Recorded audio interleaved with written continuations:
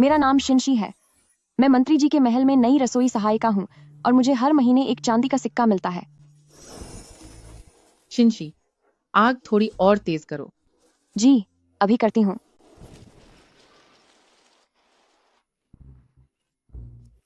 भैया, मैं आपकी मदद करती हूँ क्योंकि मैं बहुत ताकतवर हूँ और काम में फुर्तीली हूँ।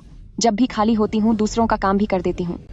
इसीलिए महल के पिछले हिस्से में सब मुझे बहुत पसंद करते हैं। इसे कहाँ रखना है? दरवाजे पर।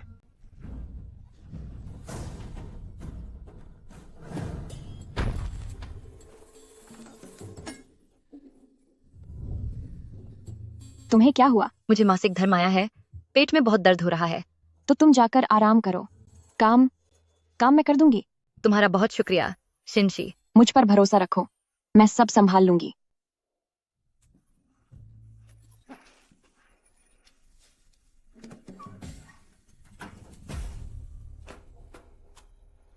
ये कपड़े दिखने में बहुत सुंदर हैं। इन्हें पहनकर इंसान कितना रौबदार और ताकतवर लगेगा। जब मुझे मेरी तनख्वाह मिलेगी तो मैं भी ब्रदर क्यूई के लिए ऐसे ही कपड़े बनवाऊंगी। अगर वो ये कपड़े पहनकर परीक्षा देने जाएंगे तो वो बहुत ही प्रभावशाली लगेंगे।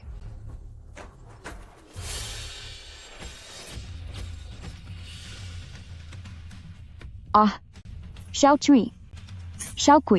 कुई, तुम्हें क्या हुआ?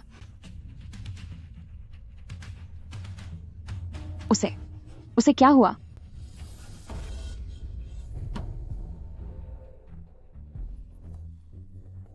चाची, सैनिक शाओ कुई को घसीटकर कहाँ ले जा रहे हैं? अरे बाप रे, धीरे बोलो। चाची, शाओ कुई तो सामने वाले आंगन में साहब की सेवा करने गई थी ना? कल रात उसने साहब की चाय में नशीली दवा मिला दी थी। वो उनके करीब जाना चाहती थी। फिर साहब को पता चल गया। वो नहीं चाहते थे कि शाओ कोई आसानी से चली जाए। सैनिकों ने उसे पूरी रात बहुत सजा दी। सुबह होते होते उसकी जान चली गई। तभी मैं कहूँ कि वो मुझे जवाब क्यों नहीं दे रही थी, तो उसे मार मार कर खत्म कर दिया गया। साहब इस दौर के सबसे युवा मंत्री हैं, लेकिन अफसोस। कैसा अफसोस? साहब का नाम बदनाम है और उनका स्वभाव भी कुछ खास नहीं है। वो दौलत के भूखे तो हैं ही, साथ ही बहुत बेरहम भी हैं। लेकिन दिखने में इतने हैंडसम हैं कि औरतें उनकी तरफ खिंची चली आती हैं। देखो ना, महल की कितनी ही नौकरानियां अपनी जान जोखिम में डाल चुकी हैं। लेकिन जब इतने लोग अपनी जान गंवा चुके हैं तो फिर भी वो उनके पीछे क्यों भागती हैं?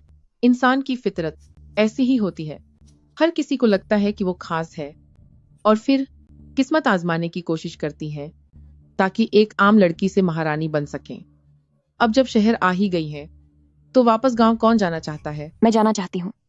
मेरे ब्रदर कुई मेरे पैसे बचाकर वापस आने और शादी करने का इंतजार कर रहे हैं। पता नहीं इन 2 महीनों में ब्रदर क्यूई ने ठीक से खाना खाया भी होगा या नहीं। क्या पड़ोस वाली चाची ने उनकी मदद की होगी? नहीं, मुझे और मेहनत से काम करना होगा। जैसे ही तनख्वाह मिलेगी सबसे पहले घर भेजूंगी। ब्रदर क्यूई को बिल्कुल भी परेशान नहीं होने दूंगी।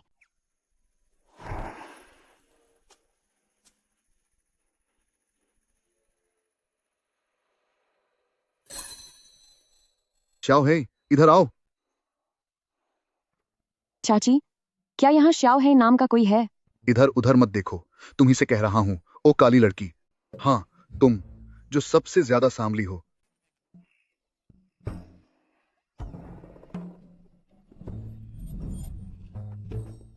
अरे साहब, क्या बात है? क्या तनख्वाह मिल रही है? सुनो, क्या तुम और ज्यादा पैसे कमाना चाहती हो? हाँ, बिल्कुल चाहती हूँ। अभी एक बहुत अच्छा काम है जिससे तुम्हारी तनख्वाह कई गुना बढ़ सकती है। क्या तुम वो काम करोगी? मैं तैयार हूँ। मुझ में बहुत ताकत है। मैं कोई भी काम कर सकती हूँ। सामने वाले आंगन में साहब की सेवा करनी है, क्या तुम करोगी? मैं नहीं चाहती। वह लोगों को खत्म कर देता है। मुझे वापस गांव जाकर शादी भी करनी है। हूँ, ठीक है, बहुत अच्छे। अब से तुम ही काम करोगी।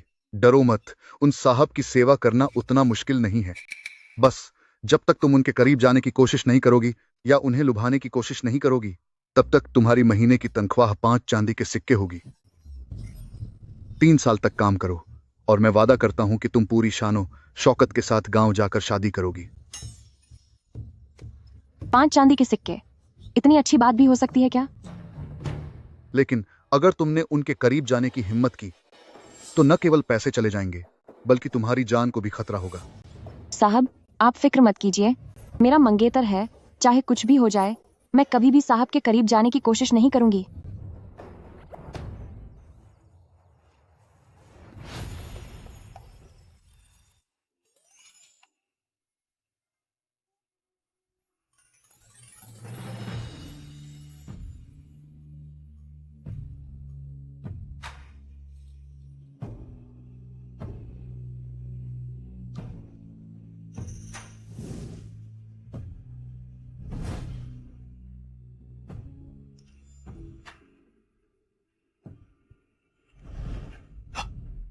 हुजूर, मैं आपके लिए एक नई नौकरानी लेकर आया हूं। इस बार वाली बहुत ही शरीफ है, आप जरूर खुश होंगे। ओह, यह इंसान नहीं है। ओह, यह आदमी इंसान कहलाने लायक नहीं है। नहीं, नहीं, नहीं। पुराने वाले जो थे वे अपनी खूबसूरती पर घमंड करते थे और कभी टिक कर काम नहीं करते थे, लेकिन यह तो बहुत ही ज्यादा बदसूरत है और इसे अपनी औकात अच्छी तरह पता है। यहां आने से पहले इसने कसम खाई थी कि वह इतनी भयानक दिखती है कि वह खुद आईना देखने की हिम्मत नहीं करती, तो वह आपकी तरफ आंख उठाकर देखने की हिम्मत बिल्कुल नहीं करेगी। और गांव में उसका मंगेतर भी है। अपनी बदसूरती की वजह से उसे डर है कि वह उसे छोड़ न दे, इसीलिए वह कोई गलत हरकत नहीं करेगी। ये कैसी बातें हो रही हैं? कौन इतना बदसूरत है कि आईना नहीं देख सकता?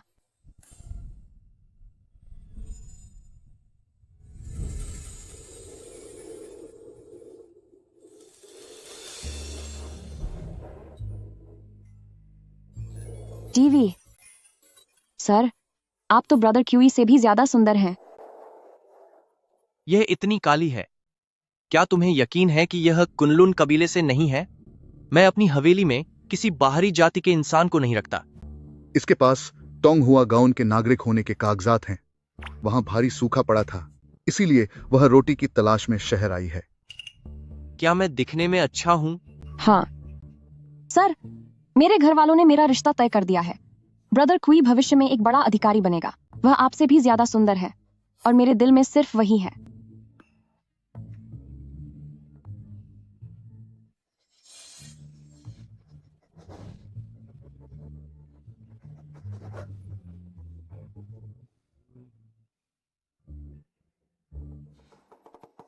जब तुम मेरी सेवा करोगी तो अपना चेहरा कपड़े से ढककर बाहर निकलना। सर की निजी नौकरानी बनने के बाद मुझे एहसास हुआ कि उन्हें खुश करना बहुत मुश्किल है। वह बहुत नखरेबाज हैं और उनकी जुबान बहुत कड़वी है। जरा सी बात उनके मन मुताबिक न हो तो वह अपमान करने लगते हैं।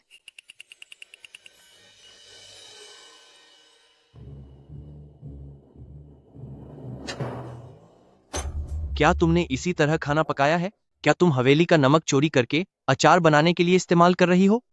यह तो बर्तन धोने वाले पानी की तरह बेस्वाद है। नहीं, मुझे ब्रदर क्वी के लिए हिम्मत नहीं हारनी होगी। मुझे माफ कर दीजिए सर, मुझे माफ कर दीजिए सर। मैं अभी जाकर इसे दोबारा बनाती हूँ।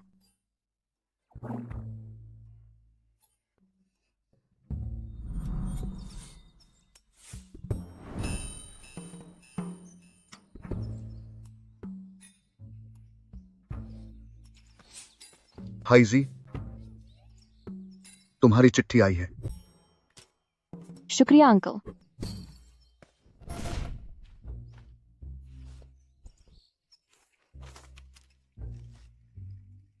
यह चिट्ठी मुझे ब्रदर क्यूई ने लिखी है। शिनशी, पड़ोस वाली भाभी के घर में अनाज खत्म हो गया है और मेरे मिट्टी के तेल का दिया भी नहीं जल रहा। तुम पैसे कब भेजोगी? शिनशी, मैं भूख से बेहाल हूं, जल्दी आकर मुझे बचाओ। हाँ, मुझे घर से निकले 2 महीने हो गए हैं और इस हवेली में रहते हुए भी 2 महीने से ज्यादा हो गए। मुझे तो भरपेट खाना और कपड़े मिल रहे हैं, लेकिन ब्रदर क्यूई वहां भूख से बेहाल है। लेकिन अंकल ने कहा था कि 3 महीने पूरे होने पर ही तनख्वाह मिलेगी। अभी भी 10-12 दिन बाकी हैं। अब मैं क्या करूं?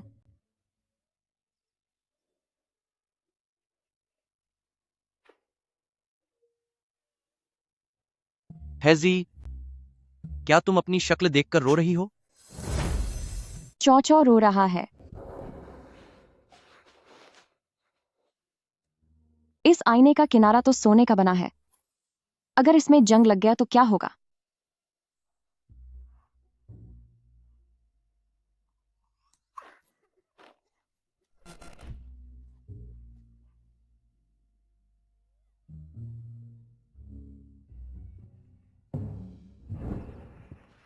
साहब, आपको गलतफहमी हुई है।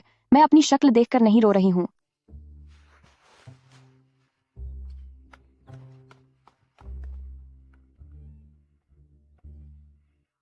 साहब, क्या मुझे थोड़ी तनख्वाह पहले मिल सकती है? आप फिक्र मत कीजिए, मैं बहुत मेहनत से काम करूंगी। आपका पैसा बेकार नहीं जाएगा। तुम्हारे परिवार में तो कोई नहीं है ना? तो तुम्हें एडवांस पैसे किस लिए चाहिए? क्या इस हवेली में तुम्हें खाने की कमी है?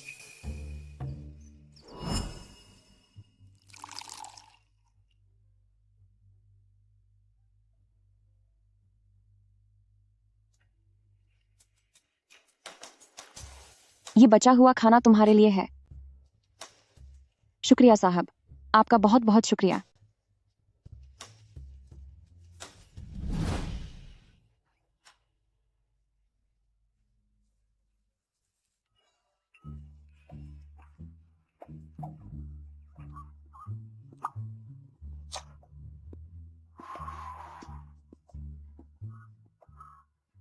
साहब, ये वाकई बहुत स्वादिष्ट है।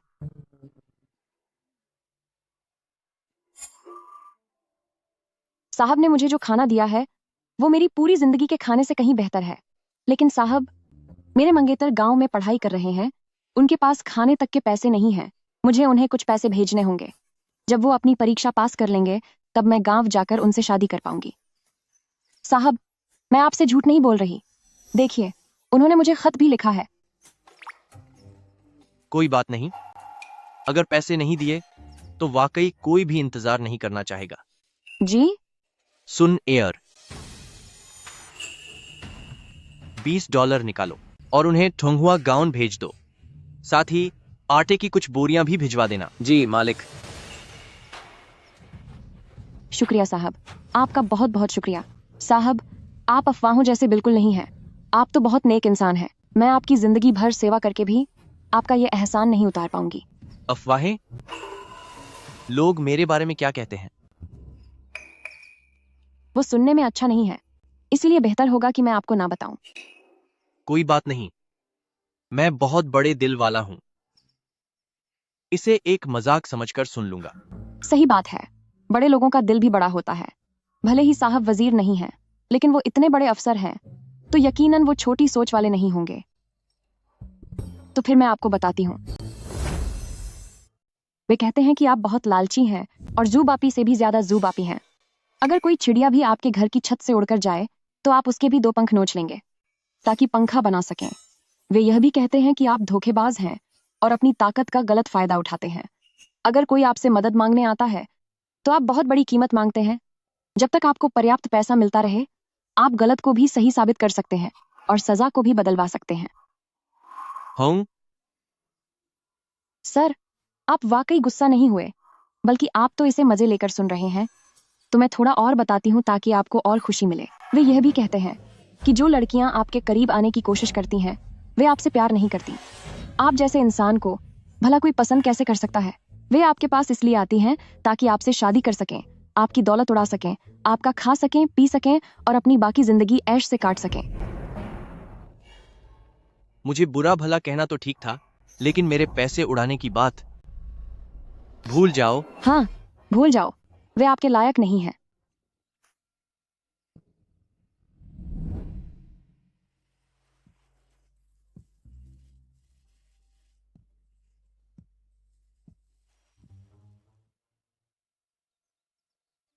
हेजी, क्या तुम जानती हो कि मैंने तुम्हें तुम्हारी पगार पहले क्यों दे दी? क्या इसलिए क्योंकि आप दयालु हैं? नहीं, क्योंकि तुम बदशक्ल हो। तुम्हारे जैसी बदशक्ल लड़की के पास अगर थोड़ा पैसा न हो तो तुम्हारी शादी होना बहुत मुश्किल है। सर, इसका क्या मतलब है? मुझे कुछ समझ नहीं आ रहा। हेजी, सर का दिल बहुत छोटा है, आगे से इतनी सच्चाई मत बोलना।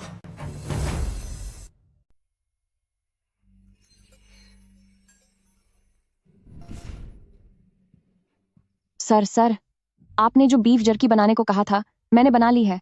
मैं थोड़ी देर में इसे आपके कमरे में ले आऊंगी।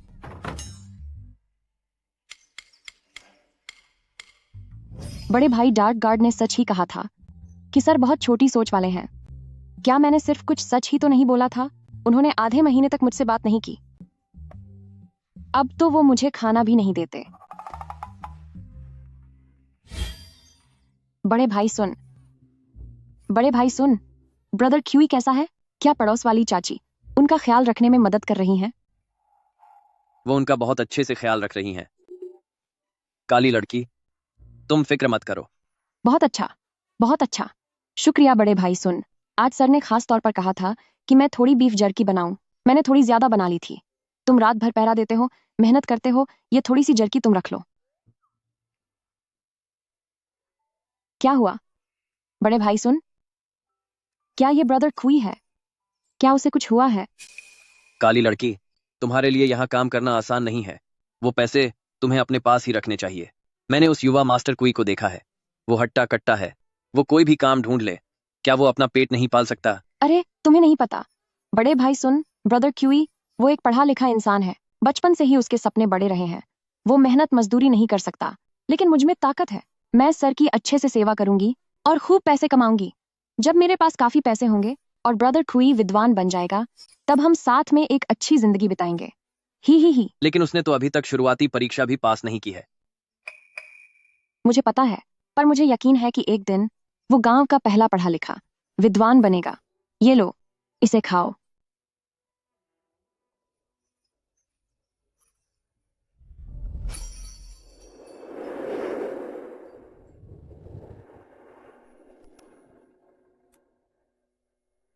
ये सब तुम्हारे लिए है। सर, क्या आप अब मुझसे नाराज नहीं हैं? हेजी, थोड़ा दिमाग खाओ ताकि अक्ल आए। बहुत अच्छा। मेरी सर के साथ फिर से सुलह हो गई।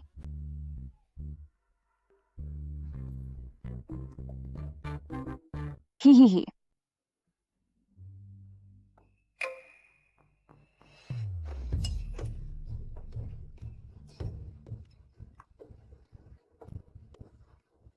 कल रसोई में फिर से यही बनवाना। जी सर, समझ गई। पीछे मुड़ो।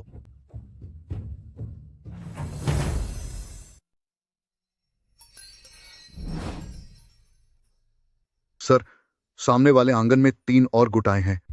राजस्व विभाग से ली जुशी, अर्ल के महल से बटलर जाओ और कमांडर इन चीफ की पत्नी भी आई हैं। वे सभी अपना काम करवाने के लिए कीमती तोहफे लेकर आए हैं। हेजी, तुम जाकर दरवाजे पर पहरा दो। 5,000 सोने के सिक्कों से कम के छोटे कामों के लिए मुझे परेशान मत करना। 5,000 सोने के सिक्के। मेरे भगवान, यह दुनिया वाकई बहुत नाइंसाफ है। कुछ लोग जी तोड़ मेहनत करके भी पेट नहीं भर पाते, और कुछ लोग 5,000 सोने के सिक्के लेकर लाइन में लगे हैं ताकि अपना काम करवा सकें। क्या हुआ? क्या आज बहरे बनने का इरादा है? ओह जी सर।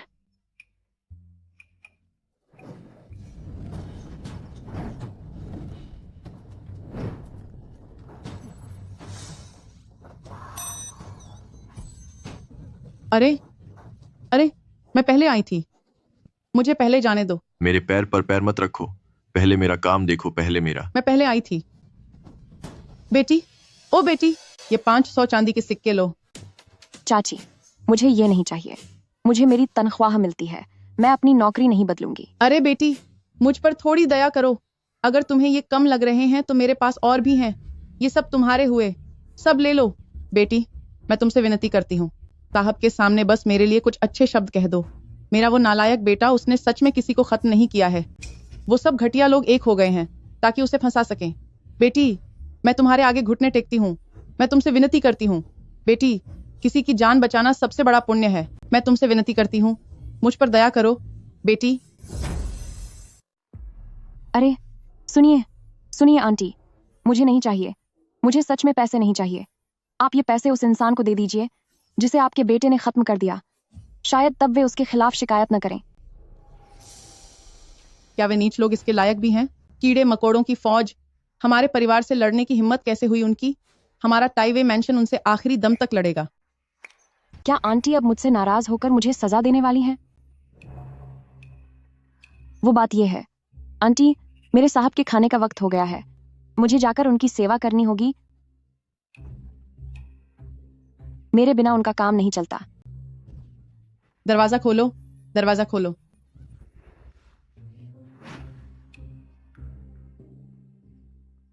हेजी, मुझे पता था कि तुम उसके पैसे कभी स्वीकार नहीं करोगी। तुमने वाकई साहब को निराश नहीं किया। बड़े भाई डार्क गार्ड मुझ पर नजर रख रहे थे।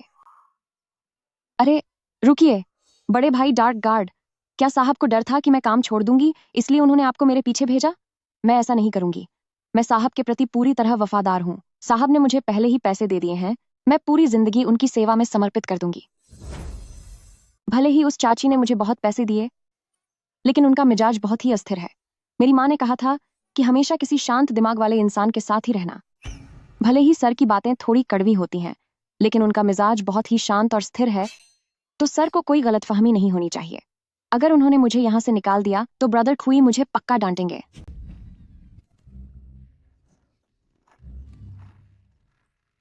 हेजी, तुम में इतनी ताकत कहां से आई? बड़े भाई डार्क गार्ड, तुम प्लीज सर को अच्छे से समझा देना। मेरे दिल में वाकई सिर्फ सर के लिए वफादारी है। उफ। ठीक है, ठीक है, बस करो, मुझे समझ आ गया। जल्दी से इसे पहन लो और जाकर सर को अपनी वफादारी दिखाओ।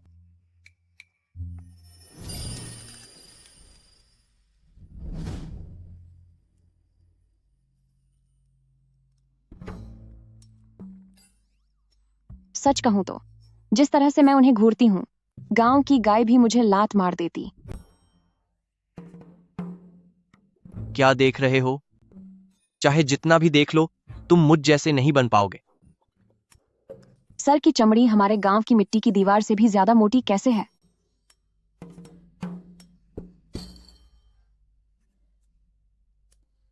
मुझे पता है कि सर सबसे सुंदर हैं।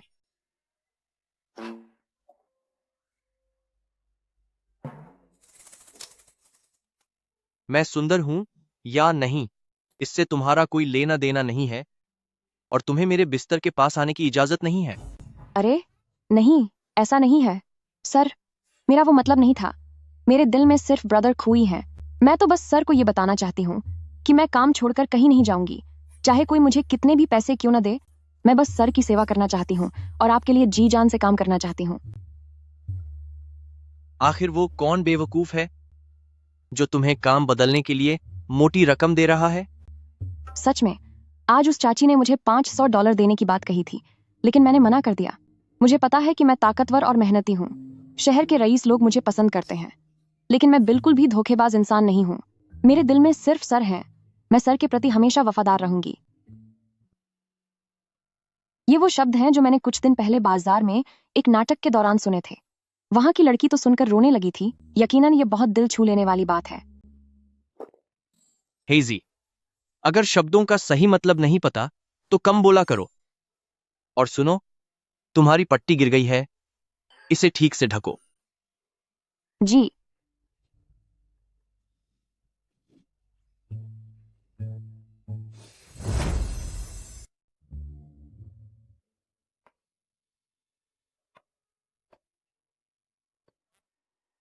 हेजी, तुम इतनी आधी रात को यहाँ क्या कर रही हो? साहब को अपनी ईमानदारी दिखाने के लिए मैंने फैसला किया है कि अब से मैं आपके साथ पहरा दूंगी। हो, बालों में सजी है लंबी सुई, पैरों में छोटे मोजे जंचते हैं। हर रात प्यार भरी बातें होती हैं, हर दिन एक नया अंदाज होता है। साहब को पैसों का लालच तो है ही, पर उन्हें खाली समय में गाने गुनगुनाना भी पसंद है। सच कहूं तो वो काफी सुरीला गाते हैं। मेरी मानो तो इसे कम ही सुना करो। पर क्यों? तुम्हें क्या हुआ? हेजी, तुम यहाँ ध्यान रखना, मैं जरा शौचालय होकर आता हूँ।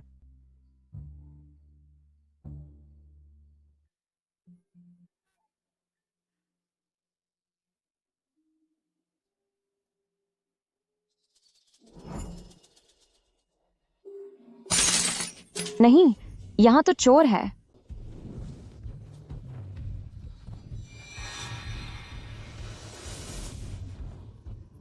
कौन है वहां? साहब, मैं आपको बचाने आ रही हूँ। हे काला छोकरा, क्या तुम्हें अपनी जान प्यारी नहीं है? दफा हो जाओ यहां से, अब तू नहीं बचेगा।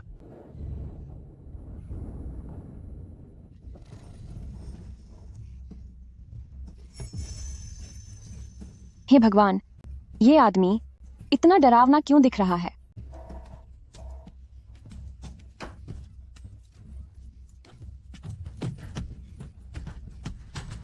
यह तो बहुत सख्त है। तुम तुम तुम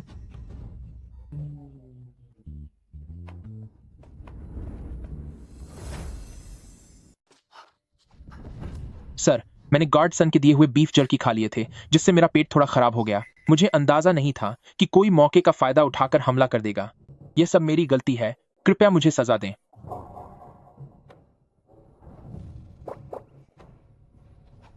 इसे ले जाओ।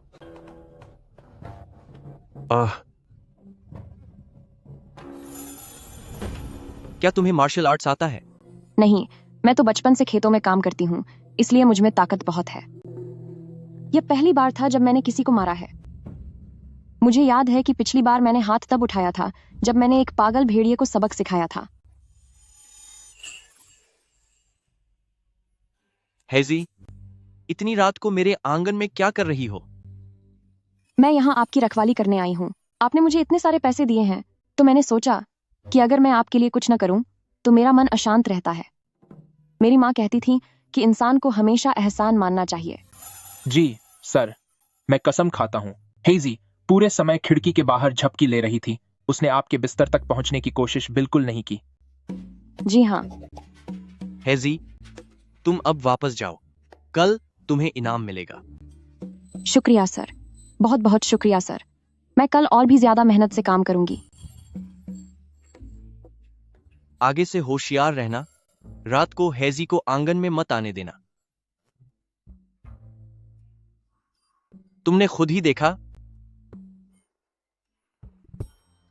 वह दूसरी औरतों जैसी नहीं है। अगर उसने करीब आने की कोशिश की तो हम दोनों मिलकर भी शायद उसे रोक नहीं पाएंगे। सर, हेजी ऐसी भी नहीं है ना? कहना मुश्किल है। मेरा रूप ही ऐसा है कि उसका खुद पर काबू खोना स्वाभाविक है। सावधान रहो और सुनो, उस हमलावर को सबक सिखाकर ताइवे मैंशन के पास फेंक दो। जी सर।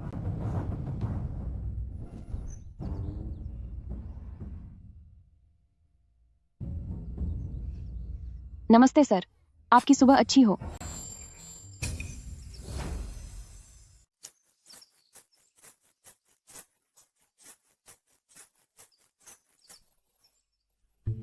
मैं अपनी बात का पक्का हूं।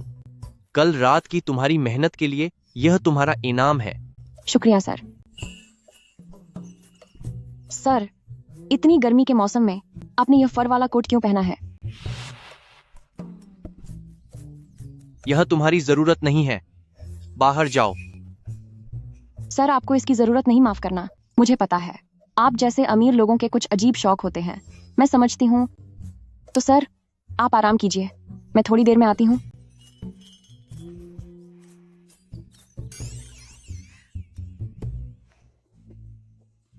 अभी जाकर गार्डसन को ढूंढती हूँ ताकि वह ये पैसे ब्रदर क्यूई को भेज सके।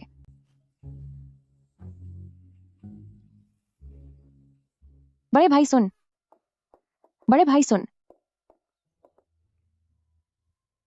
बड़े भाई सुन, बड़े भाई सुन, तुम्हें क्या हुआ? काली लड़की, मैं तुमसे एक बात पूछना चाहता हूं। क्या सर ने वो बीफ जर्की खाई?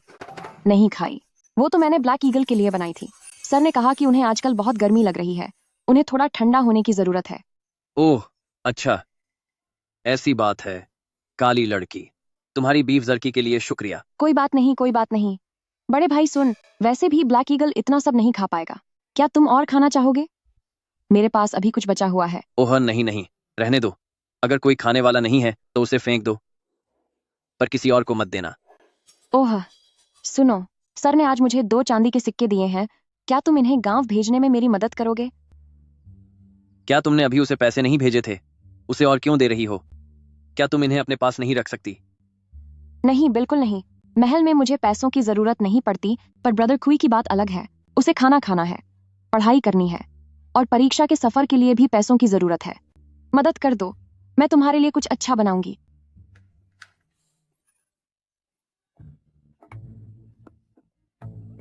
बड़े भाई सुन, अपनी पैंट उतारो।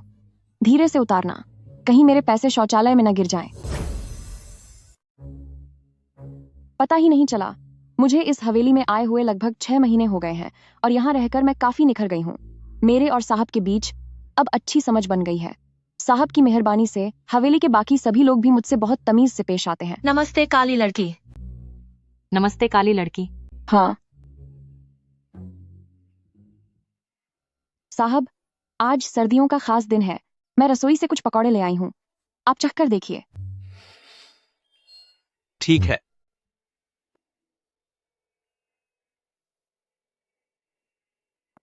काली लड़की, सुनिए, बाहर एक आदमी आपसे मिलने आया है। कह रहा है कि वह आपका कोई दूर का रिश्तेदार है। क्या?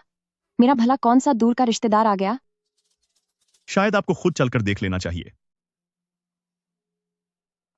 ठीक है साहब, मैं बस अभी आई।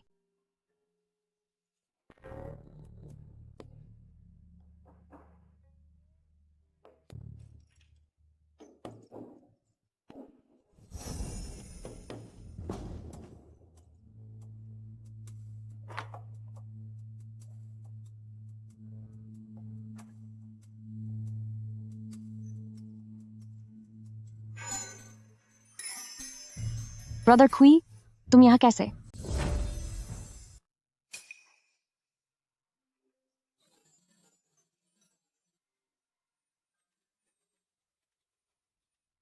शिनशी, शिनशी, हूँ? क्या तुम्हें पता है कि तुमसे मिलने के लिए मैंने कितनी परेशानियां झेली हैं? देखो, मेरे जूते तक घिस गए हैं। ब्रदर क्यूई, तुम अचानक यहाँ कैसे आ गए? इतना लंबा रास्ता है, ऊपर से बर्फ भी गिरने वाली है। अगर तुम्हें ठंड लग गई तो क्या होगा? शुरुआत में तो मैं पैदल ही चल रहा था, क्योंकि मैं नहीं चाहता था कि तुम्हें मेरी चिंता हो। पर बाद में मैंने चलना बंद कर दिया और मैंने एक घोड़ा गाड़ी किराए पर ले ली, जिसका किराया $5 है। जल्दी से उसे पैसे दे दो। $5? पर मेरे पास सच में अब पैसे नहीं बचे हैं। मैंने अपने सारे पैसे तुम्हें भेज दिए थे। यह है।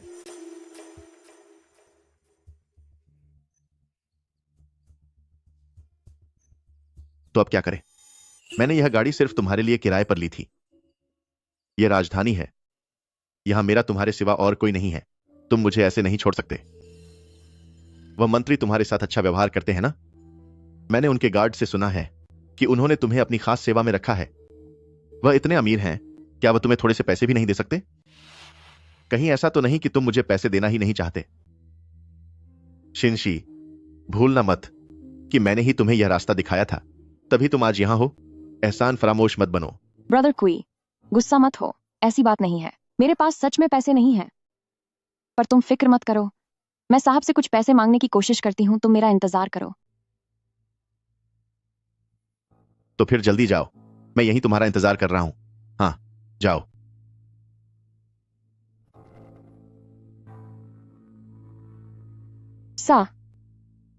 साहब,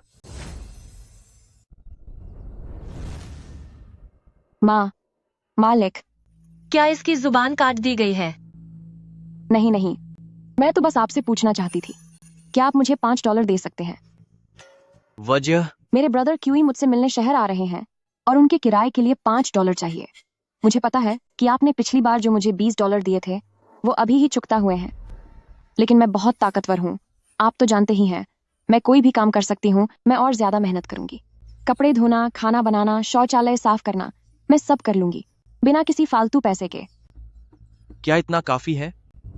अगर आपको लगता है कि यह काफी नहीं है तो मैं रात को पहरेदारी भी कर सकती हूँ। मैं ब्रदर शाओसान का काम भी कर सकती हूँ। मैं पूछ रहा हूं, क्या $5 काफी होंगे? किराया सिर्फ $5 है। क्या उन्हें कहीं रुकना नहीं होगा? उनके खाने पीने का क्या होगा? मालिक, आप बहुत ही नेक इंसान हैं। मैं जब से बड़ी हुई हूँ किसी ने मेरे साथ इतना अच्छा बर्ताव नहीं किया।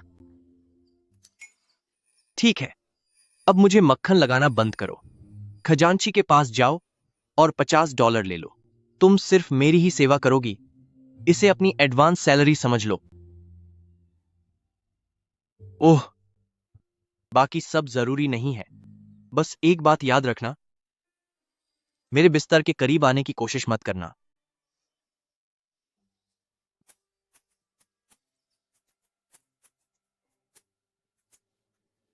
मालिक, मैं कसम खाती हूँ, मैं भविष्य में आपकी सेवा बिल्कुल अपने पिता की तरह करूंगी। पिताजी, पहले मैं आपके पैर पड़ती हूँ। दफा हो जाओ।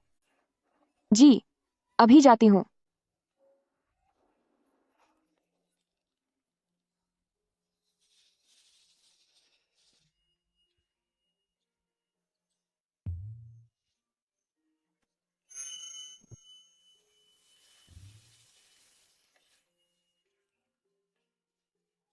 क्या सच में यह मंत्री जी ने दिया है? सर, एक अच्छे इंसान हैं। ये पैसे तुम अपने पास रखो और एक कमरा किराए पर ले लो। अब जब तुम यहाँ आ ही गए हो तो मन लगाकर अपनी पढ़ाई करो। हा हा हा। शिनशी, मुझे अंदाजा नहीं था कि तुम में इतनी काबिलियत है। वो मंत्री आखिर किस तरह के इंसान हैं जो तुम पर इतने मेहरबान हैं? अगर हम ऐसे किसी बड़े आदमी से रिश्ता जोड़ लें तो समझो इस शहर में भी हमारा कोई अपना होगा। ओह हाँ, क्या तुमने उन्हें मेरी परीक्षा के बारे में बताया? हाँ, मैंने बता दिया था। क्या हुआ? हे, बहुत बढ़िया। अगर वो तुम्हें इतनी अहमियत देते हैं तो यकीनन वो मेरा भी थोड़ा ख्याल रखेंगे। तब तो मेरी आने वाली परीक्षा का रास्ता साफ हो जाएगा। हे।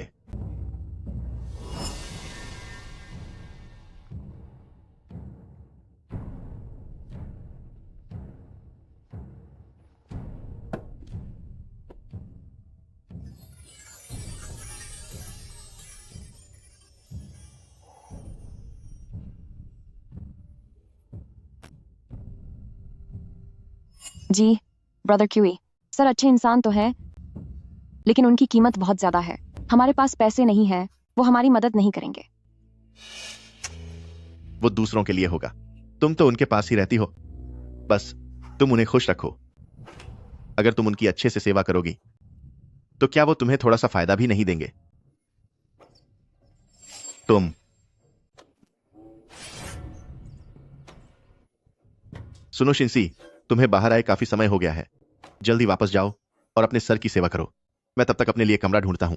हम बाद में आराम से बात करेंगे। सुनिए ब्रदर क्यूई, आप पहली बार इस शहर में आए हैं। आप यहाँ के रास्तों को नहीं जानते। क्यों ना मैं?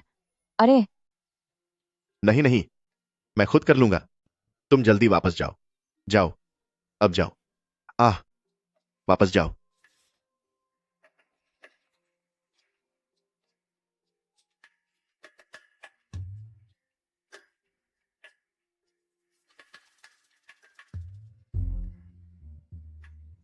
इस इतने बड़े शहर में अब मेरा भी कोई अपना है। अब से मैं और भी ज्यादा मेहनत से काम करूंगी। जाओ, मारो इसे मारो। ब्रदर क्यूई, मैं आ गई।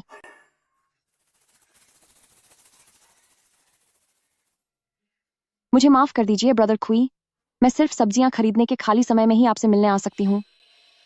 अरे कोई बात नहीं, तुम एक नौकरानी हो, तुम्हारा व्यस्त रहना स्वाभाविक है। वैसे लॉर्ड ही को आमतौर पर क्या पसंद है? ब्रदर क्यूई हमेशा से एहसान मानने वाले इंसान रहे हैं। वह पक्का इस मौके का इस्तेमाल मालिक का शुक्रिया अदा करने के लिए करना चाहते होंगे। मालिक के शौक तो काफी सारे हैं, लेकिन उन्हें सबसे ज्यादा पसंद है। क्या है वो? वो है बाज पालना। क्या? मालिक को काले बाज को घूरना बहुत पसंद है। वह घंटों तक उसे देखते रहते हैं। ब्रदर क्यूई, यह पूर्वी गेट की लीजी वाली पीच ब्लॉसम मिठाई है। मालिक ने मुझे इनाम में दी थी। मैंने इसे खुद नहीं खाया, सब आपके लिए बचा कर रखा है। बस बहुत हुआ शिनशी, हम दोनों अलग हैं। भीख में मिले इस जूठन की मुझे कोई जरूरत नहीं है।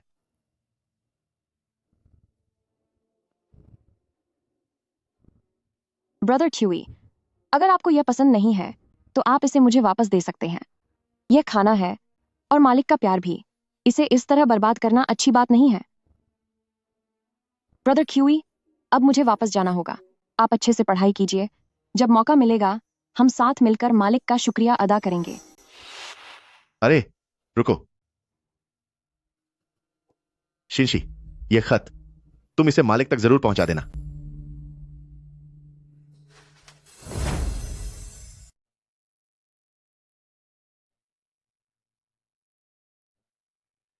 अरे सर, आपके साथ इतने अच्छे हैं तो मेरा फर्ज बनता है कि मैं उनका एहसान चुकाऊं, इसलिए इसे सर को दे दो, वह खुद ही मेरी भावनाओं को समझ जाएंगे।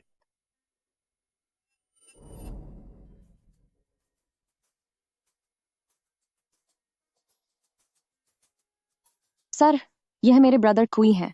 उन्होंने ही कहा था कि मैं यह आपको दे दूं।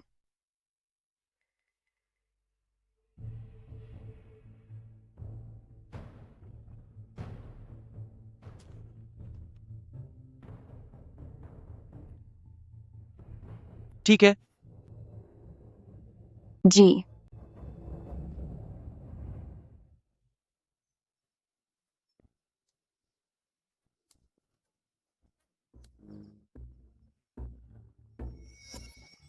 भाई, आप इतने शांत दिख रहे हैं। लगता है आपने पूरी तैयारी कर रखी है। आपको पूरा यकीन है कि इस बार आप सफल होंगे। बिल्कुल, इसमें कोई शक नहीं है। इस बार मैं क्विकैन जरूर सफल होऊंगा और पक्का मैं ही टॉप करूंगा। कितनी बड़ी बड़ी बातें कर रहे हो। अगर साक्षात ज्ञान के देवता भी धरती पर आ जाएं, तो भी वे ऐसी डींगे मारने की हिम्मत नहीं करेंगे। क्यों? क्या तुम लोगों को यकीन नहीं है? तो फिर अपनी आंखें खोलकर अच्छी तरह से देख लो। हटो, सब लोग रास्ते से हट जाओ। हटो हटो हटो। तुम सब गौर से देखो, सबसे ऊपर क्या यह मेरा क्विकैन नाम नहीं है? हाँ हाँ।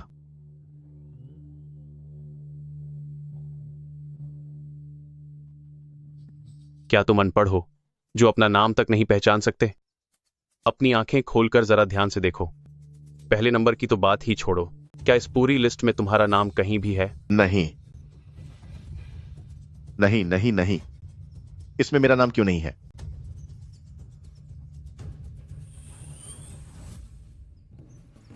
लगता है भाई साहब का दिमाग चल गया है। अरे भाई, हाँ हाँ। मैं फेल कैसे हो सकता हूं? ऐसा कैसे हो सकता है?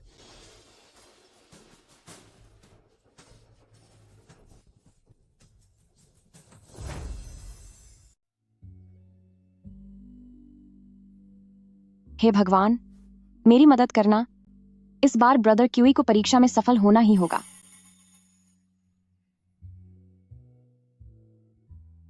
बड़े भाई सुन, क्या हुआ? क्या ब्रदर क्यूई परीक्षा में पास हो गया? वह फेल हो गया। शाओहे, तुम। मैं ठीक हूं। बड़े भाई सुन, अगर इस बार नहीं हुआ तो अगली बार सही। लेकिन तुम्हारा शुक्रिया। बड़े भाई सुन, तुमने मेरे लिए जाकर परिणाम देखा, लेकिन क्या तुम मेरे लिए एक और मदद कर सकते हो और साहब से 1 घंटे की छुट्टी मांग सकते हो? मुझे जाकर ब्रदर क्यूई को देखना होगा। ठीक है।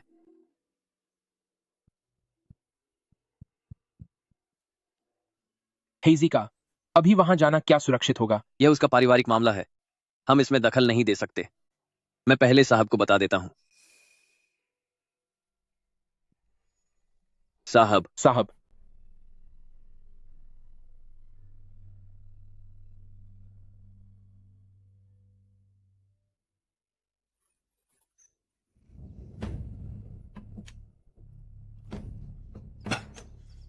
Brother QE. शिनशी, तेरी यहां आने की हिम्मत कैसे हुई? शिनशी, तुमने उससे मेरी मदद करने के लिए क्यों नहीं कहा? उसके लिए तो यह एक मामूली सी बात है ना? वह मेरी मदद क्यों नहीं कर रहा? ब्रदर क्यूई, तुमने बहुत ज्यादा पी ली है। तुम बहकी बहकी बातें कर रहे हो।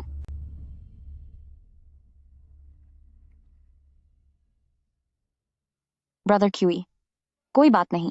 अगर तुम्हारा इस साल चुनाव नहीं हुआ तो अगला साल है, उसके बाद वाला साल है। तुम इतने काबिल हो कि तुम जरूर कामयाब होगे। क्या अगला साल? क्या उसके बाद वाला साल?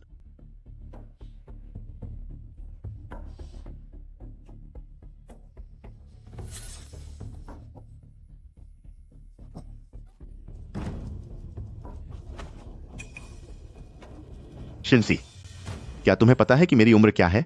25। मैं इस साल पूरे 25 साल का हो गया हूं। मेरे पास और कितने साल बचे हैं? मुझे इसी साल कामयाब होना होगा। लेकिन इस साल के नतीजे तो पहले ही आ चुके हैं।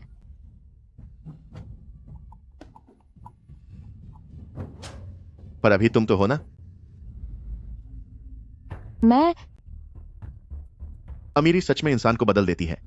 पहले तुम कितनी काली और बदसूरत थी, लेकिन उसके साथ 2 साल रहने के बाद देखो तुम्हारी त्वचा कितनी कोमल हो गई है। अब तुम बिल्कुल शहर की हसीना जैसी लगने लगी हो। आह,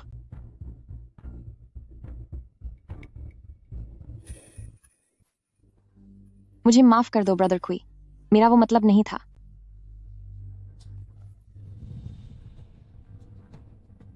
क्या हुआ? 2 साल उसके साथ बिताने के बाद क्या अब मैं तुम्हें छू भी नहीं सकता? मेरे सामने नाटक क्या कर रही हो? एक घटिया औरत होकर तुम मुझे बेवकूफ बनाना चाहती है। यह मत समझना कि मुझे तुम लोगों की करतूतों का पता नहीं है। अगर तूने खुद को बेचकर उसकी सेवा न की होती तो क्या वो तुझे इतने पैसे देता? और तू चाहती है कि मैं उसका एहसान मानूं? तू सच में कितनी बेशर्म है। ऐसी बात तू बोल भी कैसे सकती है? बेशर्म कहीं की।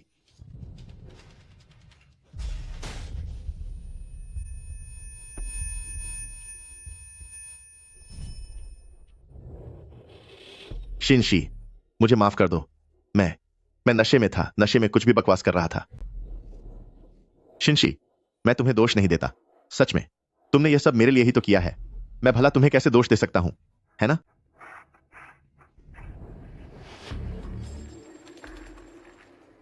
अब जब तुम उसके साथ हो ही तो क्यों ना उससे और भी ज्यादा फायदा उठाया जाए।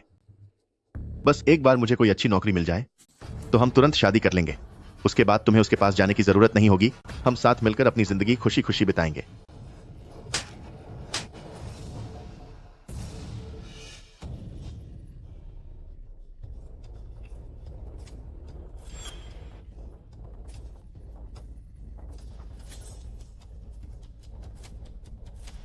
तुम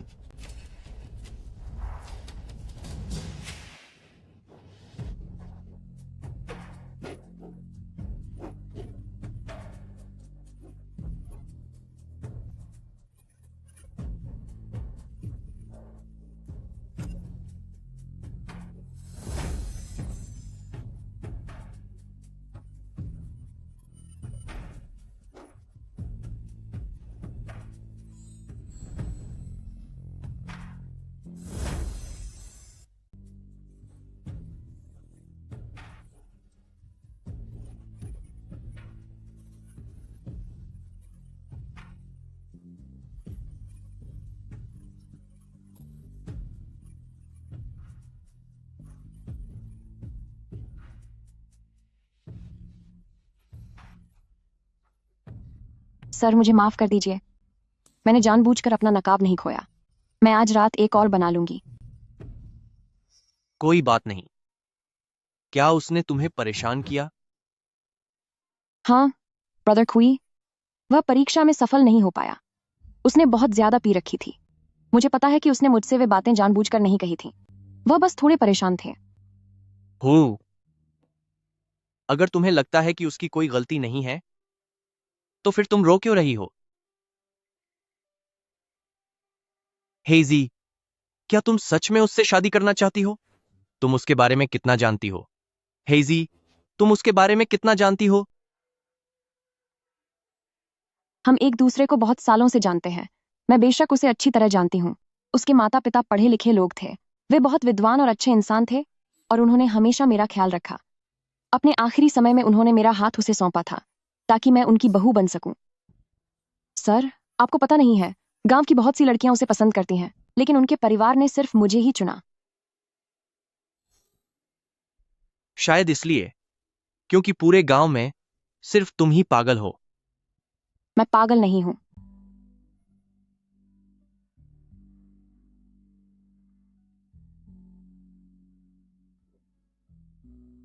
हेजी, तुम किसी को कितना भी पसंद क्यों ना करो, हमेशा याद रखना कि पहले खुद से प्यार करो। अगर तुम एक आदमी के लिए इस तरह खुद को लुटा दोगी तो वह तुम्हारी कद्र नहीं करेगा।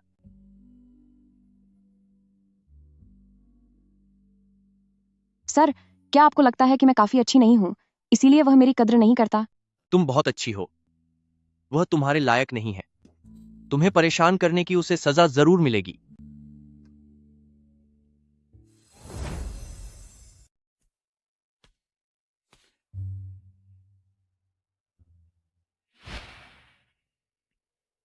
सर, दंड विभाग, हमने परीक्षा में नकल करने वाले छात्रों के एक समूह को पकड़ा है। कहा जा रहा है कि उन्होंने परीक्षक को रिश्वत दी थी और लिखते समय धोखाधड़ी के लिए खास शब्दों और पैराग्राफ का इस्तेमाल करने का समझौता किया था। और वो क्यूई कैन भी उनमें शामिल है।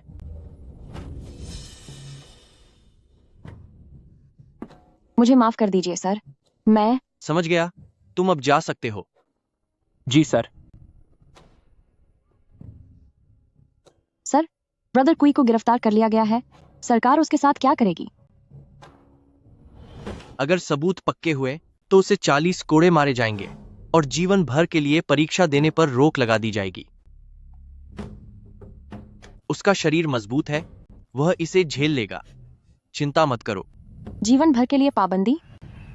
ब्रदर क्वी का इन सालों में सिर्फ एक ही सपना था कि वह सरकारी परीक्षा दे सके। अगर उस पर हमेशा के लिए पाबंदी लग गई तो वह इसे कैसे बर्दाश्त करेगा? सर, वह सच में काबिल है, वह कभी नकल नहीं करेगा। आप क्या यही वो कर्मा है जिसकी बात आप कर रहे थे? क्या तुम चाहती हो कि मैं उसकी मदद करूं? लेकिन मेरे पास 5,000 सोने के सिक्के नहीं हैं। कोई बात नहीं, मुझे पैसों की कमी नहीं है। तो फिर आपको किस चीज की कमी है?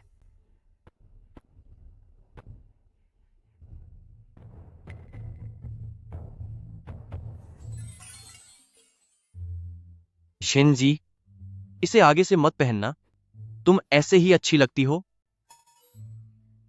मुझे कुछ काम है, दंड विभाग वापस जा रहा हूं, अभी खाना नहीं खाऊंगा। सर, आप तो अभी वापस आए हैं, आप खाना क्यों नहीं खा रहे? अच्छी बच्ची बनो, जाओ और हाई दोंगकिंग के साथ खेलो।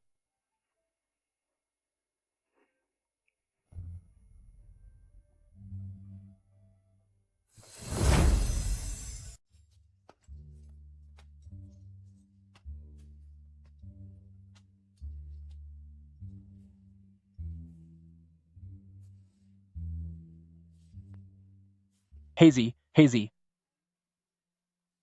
ब्रदर शाओसान, क्यूई कैन अब कैसी है? न्याय विभाग ने जांच की है। छुई कैन ने सिर्फ उन धोखेबाज छात्रों के साथ कुछ बार शराब पी थी, लेकिन वह धोखाधड़ी में शामिल नहीं थी। अब उसे रिहा कर दिया गया है। बहुत अच्छा, बहुत ही अच्छा। मैंने कहा था ना, मेरा ब्रदर क्यूई कभी धोखाधड़ी नहीं करेगा। लेकिन गलत लोगों पर भरोसा करने की वजह से न्याय विभाग ने उसे सबक सिखाने के लिए 40 कोड़े मारने की सजा दी है। 40 कोड़े? यह तो ब्रदर क्यूई की जान लेने जैसा है। वह राजधानी में अकेला है, वहां उसका ख्याल रखने वाला कोई नहीं है। तुम्हें 2 घंटे की छुट्टी मिलती है। माय लॉर्ड,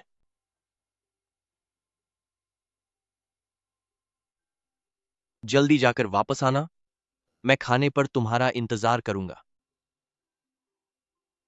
शुक्रिया माय लॉर्ड, मैं पक्का समय पर वापस आ जाऊंगी।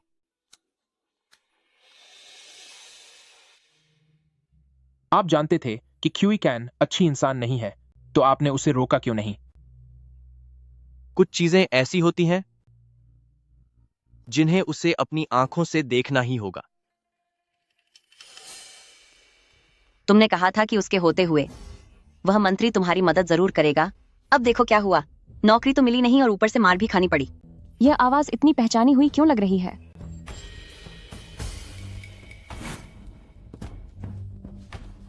जरा धीरे,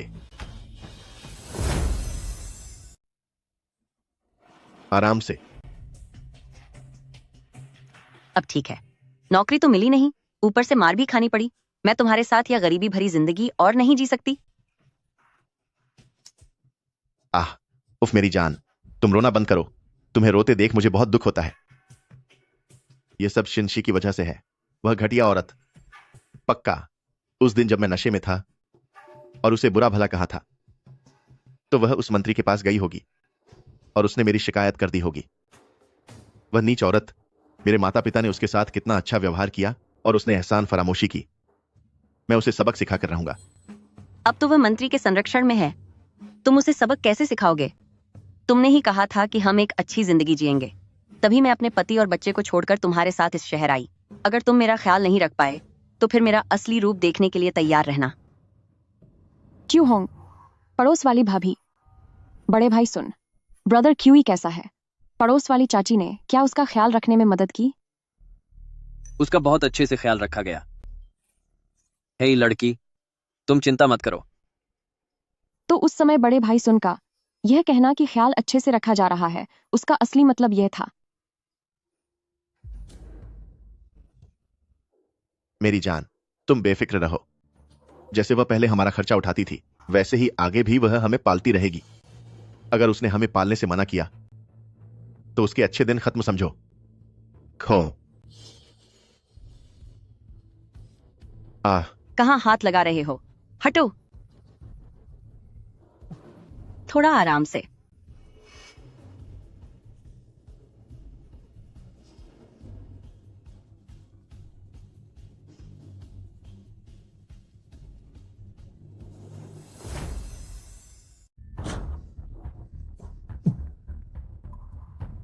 बड़े भाई सुन, तुम मुझसे सच कहो, उस दिन जब तुम गांव वापस गए थे तो तुमने वहां क्या देखा था?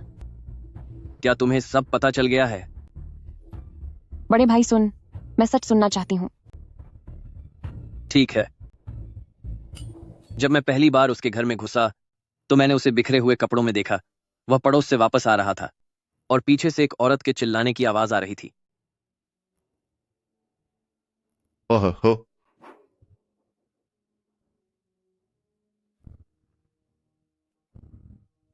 क्यों कैन, तू मेरा खाना खाता है, मेरी शराब पीता है और मेरे साथ सोता भी है।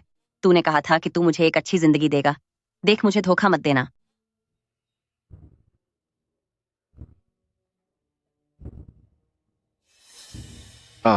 मैंने उसे बताया कि मैं शांगशु हवेली से हूं। वह बहुत उत्साहित हो गया और उसने मुझसे पूछा। उसने क्या पूछा? उसने पूछा कि क्या तुम खत्म हो गई हो और हवेली वाले मुआवजे में कितने चांदी के सिक्के देंगे। उसने यह भी कहा कि वह तुम्हारा मंगेतर है और उसके परिवार ने 10 से ज्यादा सालों तक तुम्हारी देखभाल की है।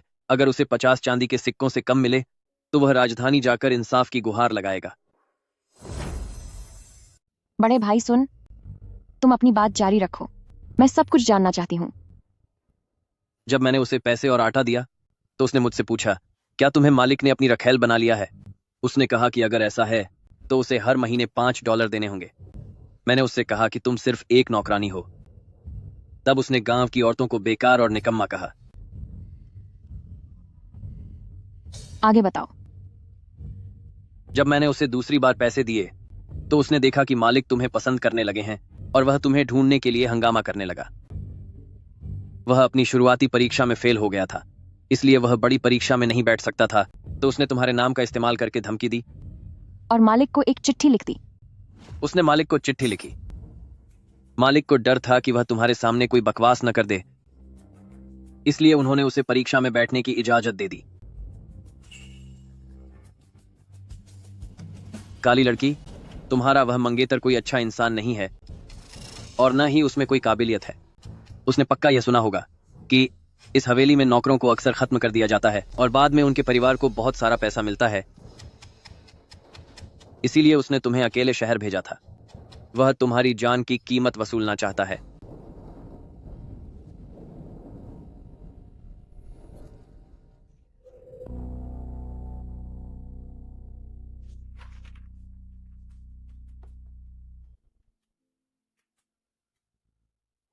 ब्रदर क्यूई, इस साल सूखा बहुत ज्यादा है, फसल की अब कोई उम्मीद नहीं बची है। गांव के सभी मर्द काम की तलाश में बाहर चले गए हैं। क्यों ना तुम मेरे साथ चलकर कोई काम ढूंढ लो ताकि तुम अपना गुजारा कर सको। मैं तुम लोगों जैसा नहीं हूं। तुम लोग अनपढ़ हो और दूसरों की गुलामी कर सकते हो, लेकिन मैं यह नहीं कर सकता। मेरे पिता एक विद्वान थे और मैं बचपन से ही पढ़ा लिखा हूं। मेरा जन्म ही एक बड़ा विद्वान बनने के लिए हुआ है, चाहे मैं भूख से क्यों न चला जाऊं। पर मैं ऐसा गंदा और थका देने वाला काम नहीं करूंगा। इससे मेरी शिक्षा का अपमान होगा। ठीक है ब्रदर क्यूई, मैं समझ गई। तुम मन लगाकर पढ़ाई करो। मुझ में बहुत ताकत है, मैं कोई भी काम कर सकती हूँ। मैं किसी जमींदार के यहाँ मजदूर बन जाऊंगी। मैं मेहनत करके खूब पैसे कमाऊंगी। तुम इंतजार करना, मैं तुम्हें पैसे भेजूंगी। शिनशी, जमींदार बहुत लालची और क्रूर होते हैं। अगर तुम वहां गई तो चाहे तुम कितनी भी मेहनत कर लो, वे तुम्हें एक पैसा भी नहीं देंगे। तुम बहुत भोली हो, वे तुम्हें पक्का धोखा देंगे। तो फिर मैं क्या करूं ब्रदर क्यूई? सुनो, मैंने पिछले साल शहर जाने वाले छात्रों से सुना था कि शहर में एक बड़े मंत्री हैं जो पूरे साल लोगों को काम पर रखते हैं। सबसे जरूरी बात यह है कि वह मंत्री इतने पैसे देते हैं जितने महल में महाराज की सेवा करने वालों को भी नहीं मिलते। अगर तुम वहां गई तो 1 साल में ही अमीर बनकर वापस आओगी। लेकिन शहर गांव से बहुत दूर है, मेरे जाने के बाद तुम्हारा क्या होगा? जरा सोचो, तब हमारे पास शादी के लिए पैसे होंगे और मेरी पढ़ाई के लिए भी पैसे होंगे। फिर तुम्हें बाहर काम करने की जरूरत नहीं पड़ेगी। तुम बस घर पर खेती करना, जानवरों का ख्याल रखना और हमारे बच्चों को संभालना। कितना अच्छा होगा ना? ब्रदर क्यूई, तुम सही कह रहे हो। मुझे तुम्हारी बात पर भरोसा है। मैं शहर जाऊंगी और तुम्हारे लिए बहुत सारे पैसे कमा कर लाऊंगी। बहुत अच्छे शिनशी। बड़े भाई सुन, तुमने मुझे ये सब पहले क्यों नहीं बताया? काली लड़की, बात यह नहीं है कि मैं तुम्हें बताना नहीं चाहता था, बल्कि मालिक ने मना किया था।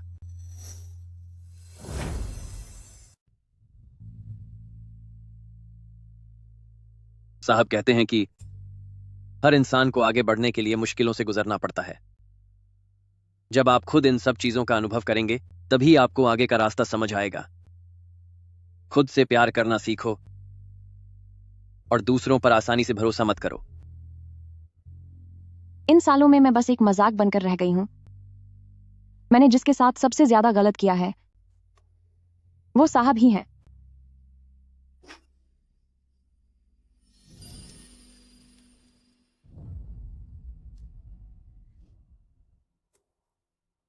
तीन दिन हो गए और साहब ने मुझे सेवा के लिए नहीं बुलाया।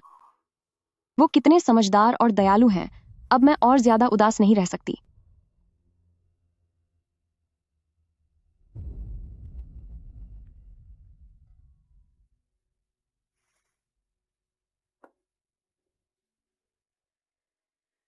इतनी जल्दी सब समझ आ गया? साहब, मुझे लगता है कि मैं एक बेवकूफ की तरह थी। आप 2 साल तक मेरा मजाक बनते देखते रहे। अब मुझे बहुत शर्मिंदगी महसूस हो रही है।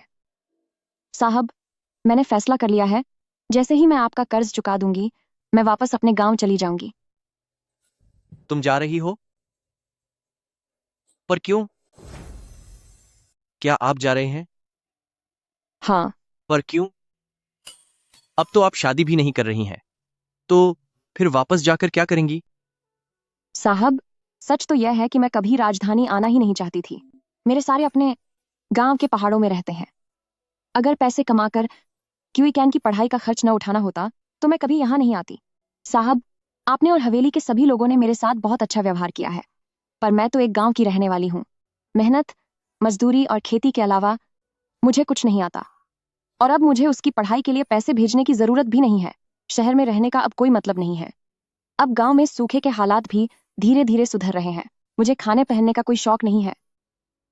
मैं वापस जाकर खेती करने का ही इरादा रखती हूँ।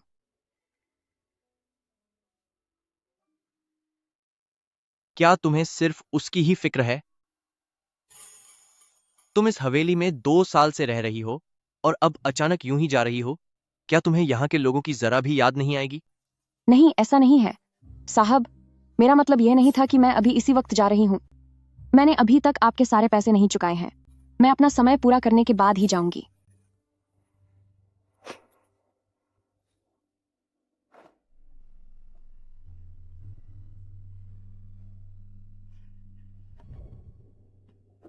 बहुत हिम्मत बढ़ गई है तुम्हारी।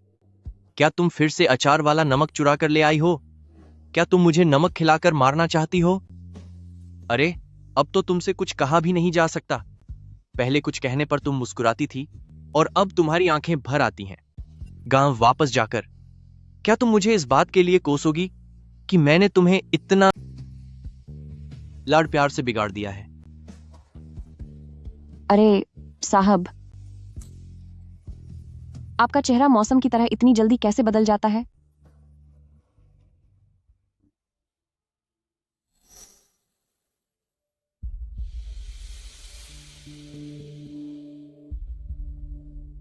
हेजी, हेजी, हेजी, मैं हूं। ब्रदर शाओसान, तुम यहाँ क्या कर रहे हो? अच्छा हुआ तुम फुर्तीले थे, वरना मेरे एक थप्पड़ से तुम दीवार में धंस जाते। हेजी, कितने पैसे लेकर तुम यहां रुकोगी? तुम अपनी कीमत बताओ। क्या हुआ, क्या है?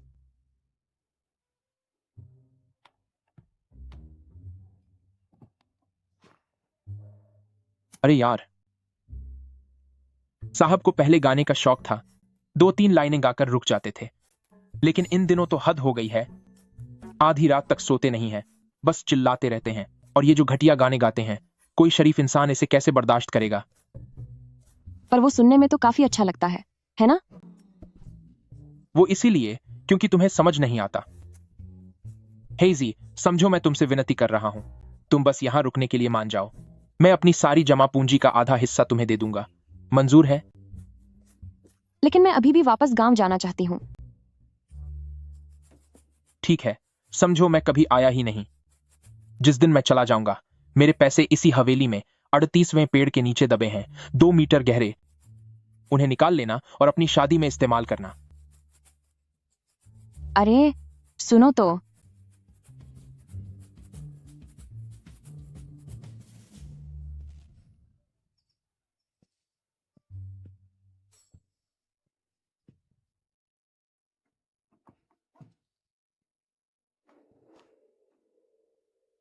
शाओ है, उस वक्त डागे ने तुम्हें इसलिए नहीं बताया था क्योंकि तुम बहुत छोटी थी। डागे को डर था कि कहीं तुम्हारे मासूम दिल को चोट न पहुंचे। अब भी तो डागे ने तुम्हें कुछ नहीं बताया था। ये सब तो तुमने खुद अपनी आंखों से देखा है। वैसे भी जल्दी पता चल जाना एक अच्छी बात है। इस शहर में अच्छे आदमियों की कोई कमी नहीं है। तुम्हें क्या जरूरत है एक अंधे और धोखेबाज इंसान के लिए अपनी इस शानदार जिंदगी को छोड़ने की? वो इसके लायक नहीं है। मेरी बात मानो, वो वाकई इसके लायक नहीं है। बड़े भाई सुन, मैं आपकी भावनाओं की कद्र करती हूँ, लेकिन मैंने जाने का मन बना लिया है। मुझे जाना ही होगा। ठीक है, अगर ऐसी बात है तो फिर डागे तुम्हें सब कुछ साफ साफ समझाएगी। क्या समझाएंगी? क्या तुम्हें याद है वो बीफ जर्की जो तुमने डार्ज को दी थी? हाँ। उस बीफ जर्की में कम से कम तुमने आधा किलो जुलाब तो डाला ही होगा।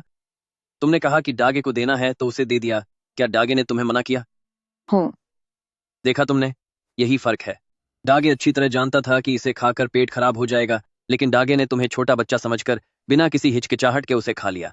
डागे ने न सिर्फ खुद खाया, बल्कि उसने शाओसान को भी साथ में खिलाया।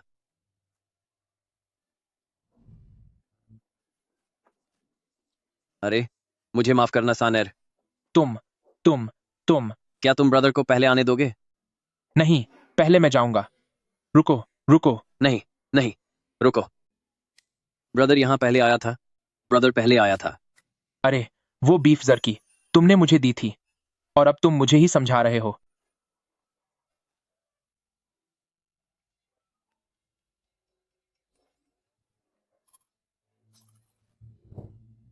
हम दोनों 5 दिनों तक पेट खराब लेकर घूमते रहे। उसके बावजूद हम दोनों ने तुम्हें मना नहीं किया। जरा सोचो कि अब तुम डाज को क्यों मना कर रहे हो। शाओ हे, अब और मत बोलो। तुम इस बारे में अच्छे से सोचो।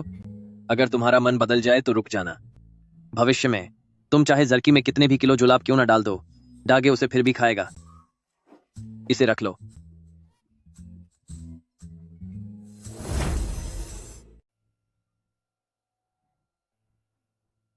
आप कह रही थीं कि सर आजकल अचानक काम में बहुत व्यस्त हो गए हैं और कई दिनों से घर नहीं लौटे हैं।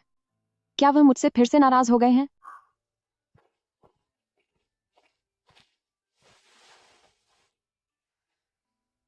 बड़े भाई सुन, छोटे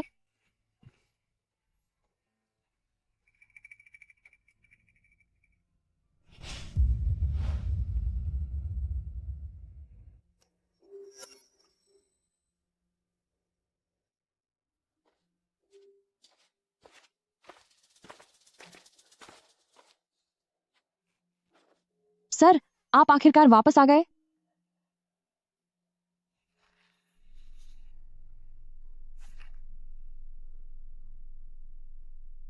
क्या तुम गांव जाकर खेती नहीं करना चाहती थी? तो कल सुबह ही जल्दी से यहां से चली जाओ। मैंने तुम्हारे लिए बग्घी का इंतजाम कर दिया है। बग्घी वाला तुम्हें तोंगहुआ गांव पहुंचा देगा। आज के बाद तुम्हारा शांगशु मैंशन से कोई लेना देना नहीं है। इसका क्या मतलब है सर? मैंने अभी तक अपना काम पूरा नहीं किया है। आपको मुझे पैसे देने की जरूरत नहीं है। तेरी इस बदसूरत शक्ल से मैं पहले ही ऊब चुका हूं।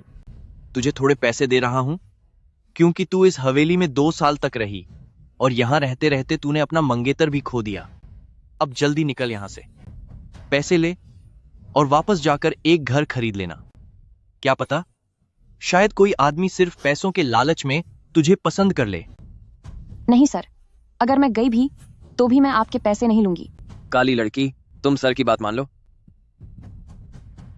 Sir, sir, sir.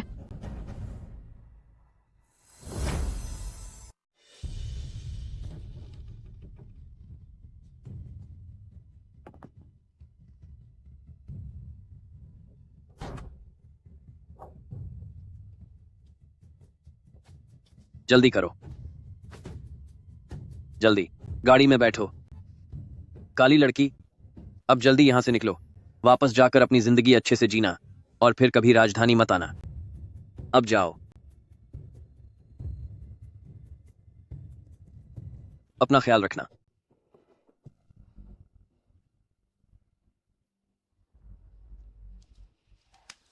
पुराने लोगों ने बिल्कुल सही कहा है कि जब बुरा वक्त आता है तो सब साथ छोड़ देते हैं। पहले इस मंत्री के घर पर लोगों की भीड़ लगी रहती थी, लेकिन अब जब वह बर्बाद हो गया है तो हर कोई उसे नीचा दिखाने की कोशिश कर रहा है। थू है, इस हीसू ने बहुत सारा पैसा खाया है। वह इसी सजा के लायक है। वह तो है। सुना है कि इतने सालों में उसने रिश्वत में कम से कम $1 करोड़ लिए हैं। महाराज का खजाना भी उसके सामने कुछ नहीं है। सर, अनर्थ हो गया।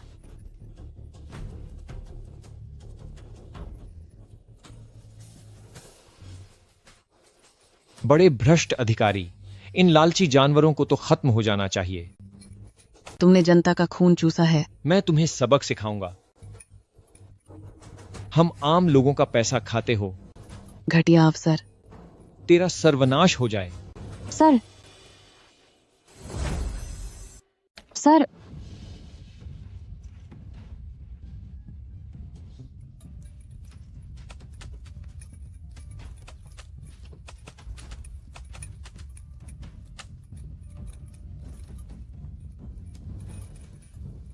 सिर्फ 2 साल ही तो हुए हैं, पर आप ऐसे कैसे हो गए?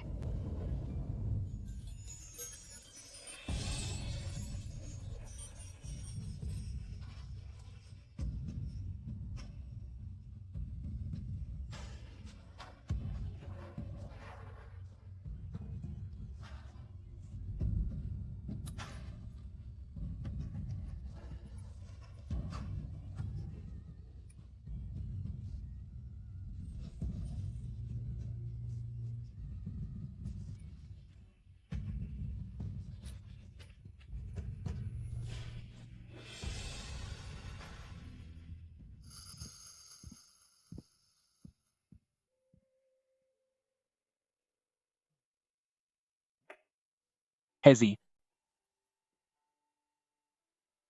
क्या तुम चली नहीं गई थी?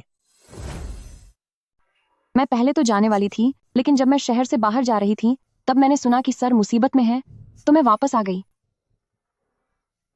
जब वह नहीं चाहते थे कि तुम जाओ तब तुम जाना चाहती थी, और अब जब वह चाहते हैं कि तुम जाओ, तुम वाकई बहुत अजीब हो।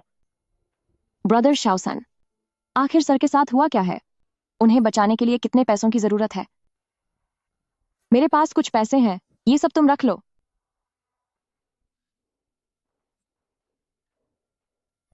पैसे? क्या तुम्हें पता है कि उनका गुनाह क्या है? उनके पास बहुत ज्यादा पैसा है, इसीलिए महाराज उन्हें खत्म करना चाहते हैं। तुम्हारे पास ये जो खाली वक्त है, इसे पैसे लेकर यहां से भागने में इस्तेमाल करो। उनके बारे में भूल जाओ। उन्होंने अपनी जिंदगी जी ली है। अब अगर वह चले भी जाएं, तो कोई बात नहीं। तो फिर तुम क्यों नहीं जाते? हम दोनों अलग हैं। मैंने इतने सालों तक उनका ख्याल रखा है, बड़ी मुश्किल से उन्हें पाल पोस कर इतना बड़ा किया है, अगर वह चले गए तो मुझे उनका अंतिम संस्कार करना होगा। फिर मैं उन बदमाशों को सबक सिखाऊंगा।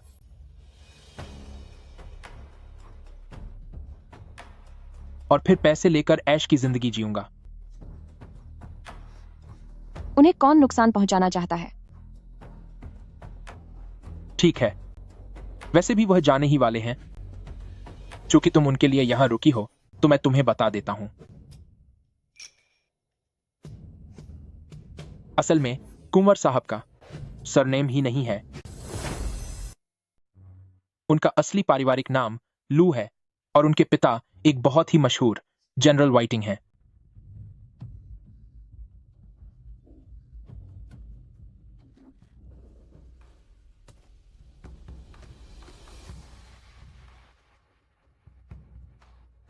जनरल, आपकी शानदार जीत और वापसी पर बधाई।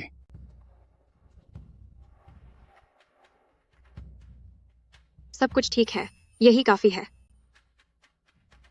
पिताजी, शेयर को आपकी बहुत याद आई। एक्सियर। शाही फरमान आया है।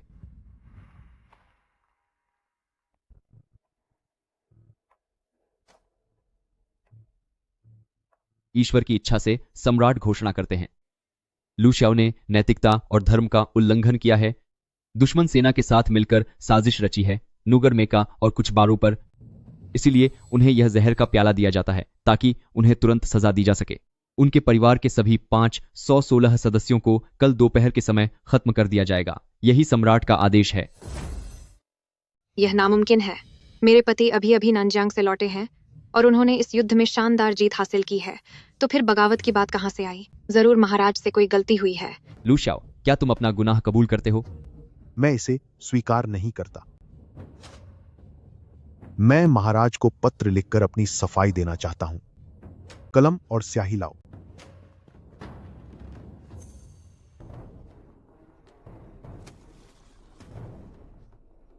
तुम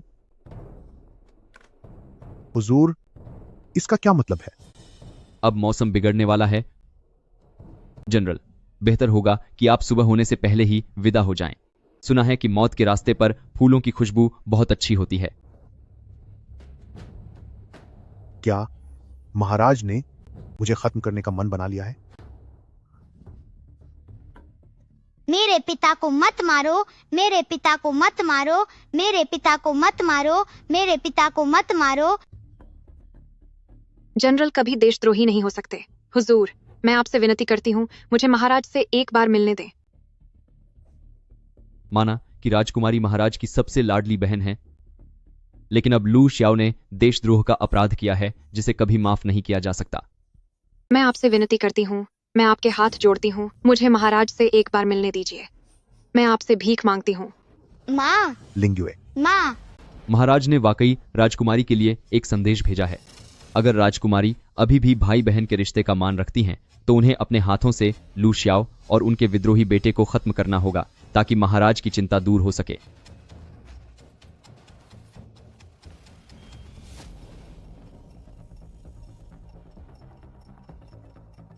काम निकल जाने के बाद फेंक देना, क्या बात है? हा हा हा हा, कैसा देशद्रोह और कैसी गद्दारी। बात बस इतनी है कि अब शांति है और मेरी ताकत महाराज के लिए खतरा बन गई है। इसीलिए शाही परिवार बस मुझे लू शाओ को खत्म करना चाहता है।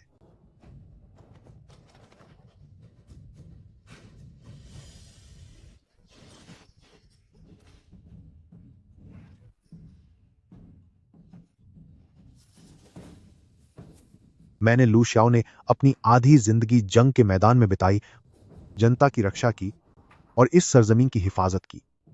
और आज जब मैं अपनी पत्नी और बच्चे को भी नहीं बचा पा रहा, तो ऐसी वफादारी का कोई मोल नहीं। जनरल, लू परिवार के वीर जवानों, मेरी पत्नी और बच्चे के लिए रास्ता बनाओ।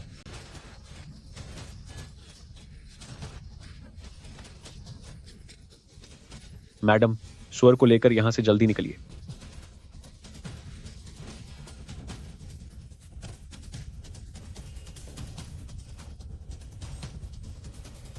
पिताजी, पिताजी,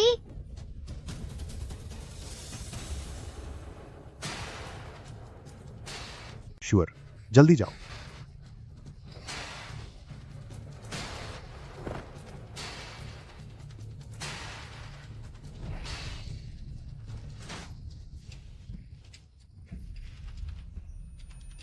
उस रात पूरे लू हवेली में तबाही मच गई थी। फिर उसके बाद क्या हुआ? राजकुमारी और साहब का क्या हुआ? राजकुमारी जानती थी कि जब तक वह जीवित है यंग मास्टर कभी भाग नहीं पाएगा। इसलिए उसने गोंगजी को महल के माली को सौंप दिया और खुद वहीं रुक गई ताकि वह गोंगजी के लिए समय बचा सके।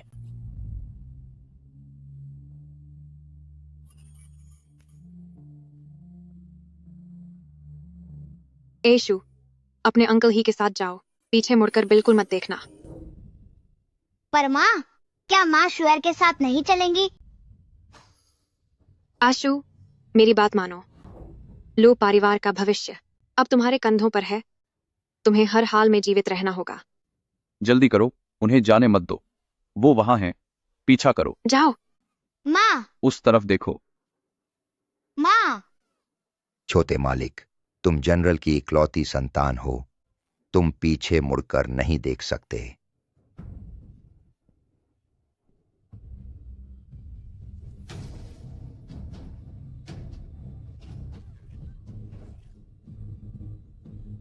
माँ, माँ,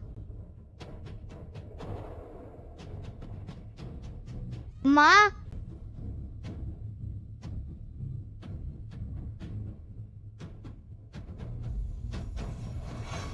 लेकिन राजकुमारी तो एक राजकुमारी थी। जब जनरल लू भी उन्हें नहीं रोक पाए तो वह भला क्या कर सकती थी? दरबार का आदेश लू परिवार के हर इंसान को खत्म करने का था, इसलिए यंग मास्टर का जाना तय था। फिर उसके बाद क्या हुआ? राजकुमारी और जनरल दोनों ही लू हवेली के दरवाजे पर चले गए, लेकिन जिस माली को राजकुमारी ने जिम्मेदारी दी थी वह जनरल के परिवार का कर्जदार था। एहसान चुकाने के लिए माली ने अपने छोटे बेटे को, जो बिल्कुल यंग मास्टर की उम्र का ही था, उसे यंग मास्टर के कपड़े पहनाकर खुद ही खत्म कर दिया और सड़क किनारे छोड़ दिया।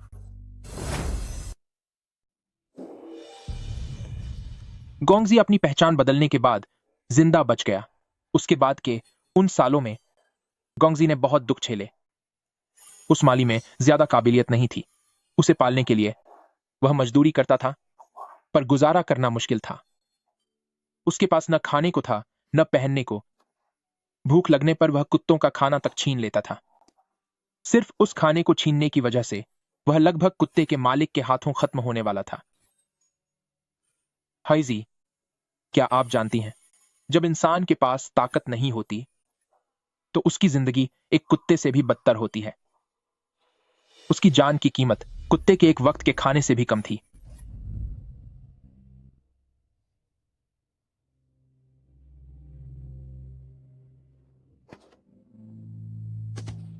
लेखा, तू बिना मां बाप की औलाद, तेरी हिम्मत कैसे हुई मेरे वांगकाई का खाना छीनने की? तेरी औकात क्या है?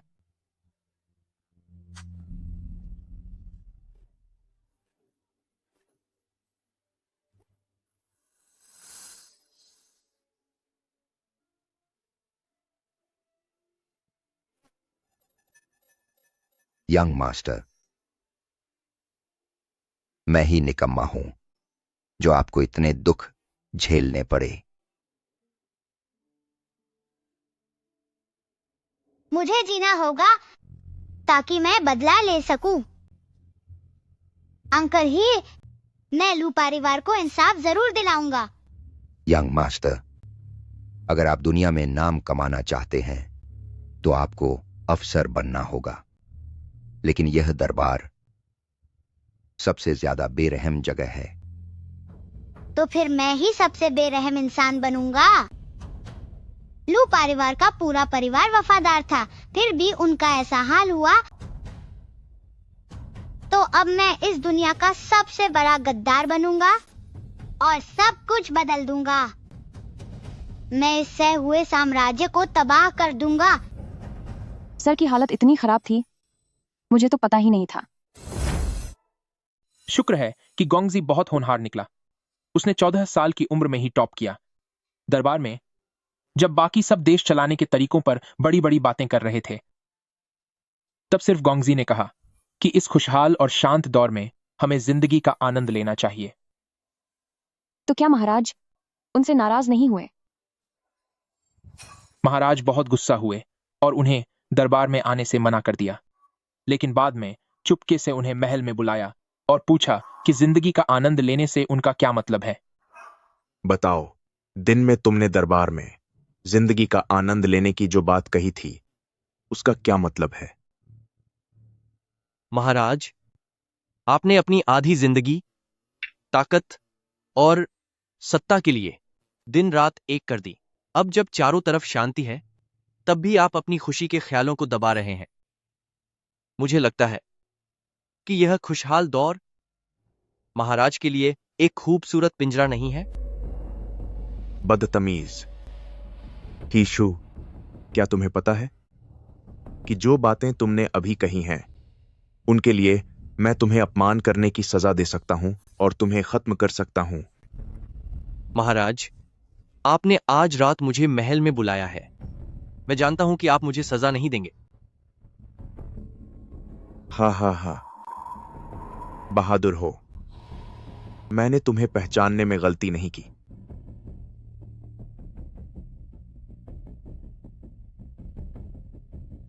कल से तुम मुझे जिंदगी का आनंद लेना सिखाओगे। मैं भी देखना चाहता हूं कि तुम मुझे इस पिंजरे से कैसे बाहर निकालते हो। मैं आज्ञा का पालन करूंगा। फिर उसके बाद क्या हुआ? साहब ने अचानक दौलत जमा करना क्यों शुरू कर दिया? उसके बाद साहब अपना वक्त रंगीन महफिलों में बिताने लगे और हर जगह से खूबसूरत नर्तकियों को इकट्ठा किया। यहां तक कि शहर से 30 मील दूर एक आलीशान बगीचा बनवाया, जहां हर महीने 1500 किलो जलाऊ लकड़ी, 100 किलो सफेद कोयला, 200 किलो लाल भट्टी का कोयला, 10 तोला चांदी, 100 किलो काला कोयला और 200 किलो अच्छी गुणवत्ता वाला कोयला भेजा जाता था। और यह सब सिर्फ महाराज के लिए अमृता की दवा बनाने के लिए था। अमृता की दवा? हाँ, इसका खर्च बहुत ज्यादा था, जिसे शाही खजाना बर्दाश्त नहीं कर सकता था। इसलिए महाराज ने साहब को धन इकट्ठा करने की अनुमति दी और साहब खुशी खुशी मान गए। यहां तक कि धन इकट्ठा करना आसान बनाने के लिए महाराज ने साहब को न्याय विभाग के मंत्री पद पर नियुक्त कर दिया। तो उनका यह मंत्री पद उन्हें इस तरह मिला था? साहब चीजों को बहुत जल्दी सीख लेते हैं। कार्यभार संभालने के पहले ही महीने में उन्होंने 5 लाख सोने के सिक्के लिए, ताकि एक रईस के बेटे को सजा से बचाया जा सके। उसके बाद से तो जैसे सिलसिला ही शुरू हो गया, लेकिन शुरुआत में कई लोगों ने उनके खिलाफ शिकायत भी की थी। महाराज, हीशु को न्याय विभाग संभाले हुए सिर्फ 6 महीने हुए हैं, लेकिन अब अपराधी पैसे देकर सजा से बच सकते हैं और छोटे अपराधी चांदी देकर छूट जाते हैं उनके निजी खजाने में। शाही खजाने से आधा धन जमा हो चुका है। यह सरासर अन्याय है।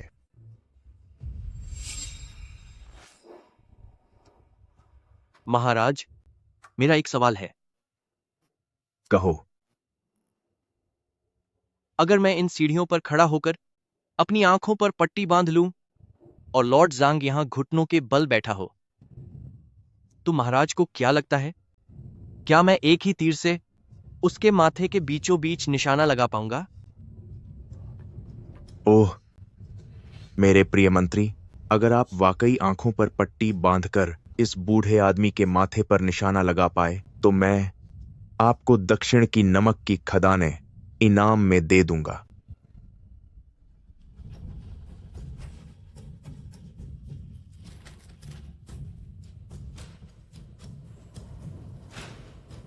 महाराज, अंदाजा लगाओ, क्या साहब का निशाना सही लगा? मुझे नहीं पता, लेकिन मुझे इतना पता है कि अगर सर निशाना लगाना चाहते हैं तो वह निशाना जरूर लगेगा। दरबार के बीच साहब ने एक ही तीर से सेंसर झांग के माथे के बीचों बीच निशाना लगाया और नमक की खदानों पर कब्जा कर लिया। उसके बाद से साहब का दौलत इकट्ठा करना पूरे दरबार में एक ऐसा राज बन गया जिसके बारे में कोई बात नहीं करता। जब भी किसी के परिवार पर मुसीबत आती, वे रातों रात संदूक भरकर लाते और मंत्री जी की हवेली का दरवाजा खटखटाते। अगले ही दिन मुसीबत में फंसा वह इंसान अपने घर वापस आ जाता। मुझे लगता है कि जब तक महाराज सलामत हैं, शायद साहब इसी तरह अपनी मनमानी करते रहेंगे, लेकिन फिर भी उन्होंने ताइवेई मैंशन को मना कर दिया। टाइवे मैंशन? क्या ये वही है जिसने पिछली बार मुझे पैसे दिए थे और चाहती थी कि मैं अपनी नौकरी बदल लूं? मूर्ख कहीं के, वह तुम्हारी नौकरी नहीं बदलवाना चाहती थी, वह तुम्हें रिश्वत दे रही थी ताकि तुम साहब से उसके लिए सिफारिश करो। तो क्या मेरी वजह से साहब को नुकसान हुआ?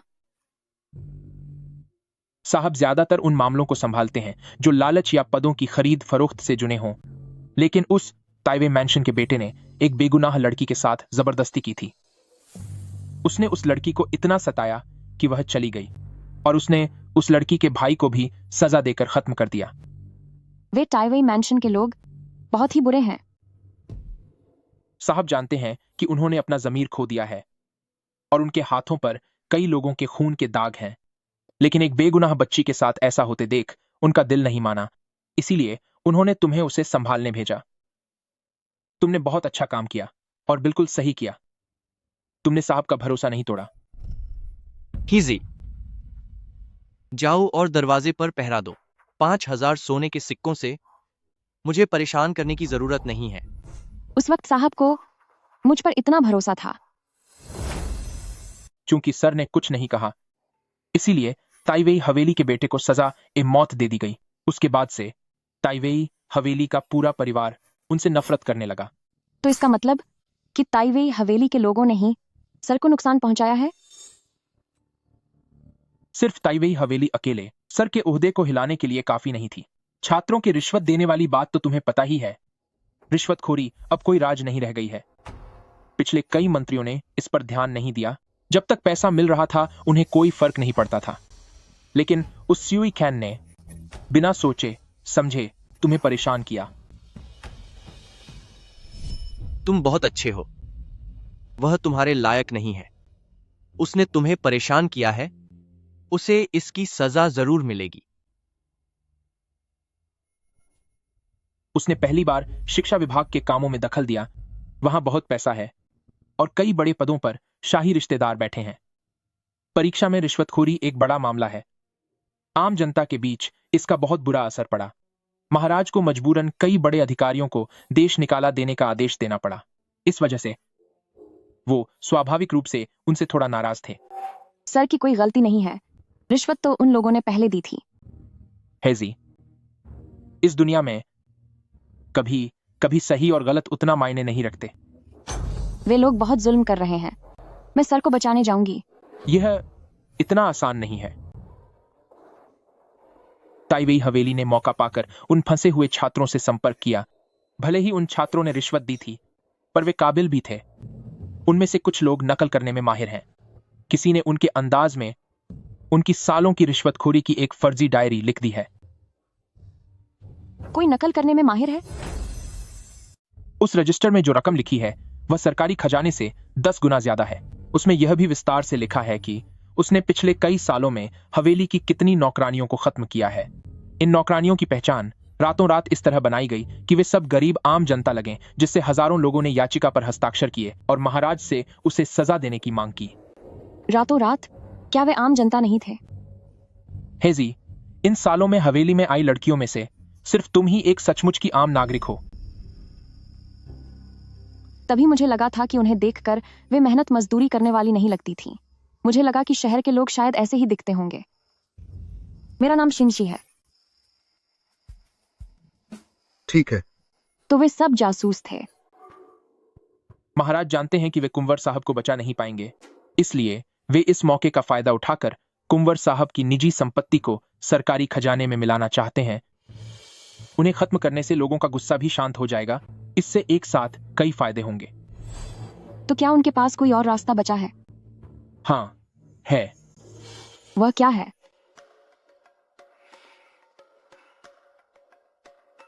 उन्हें कैद से छुड़ाना।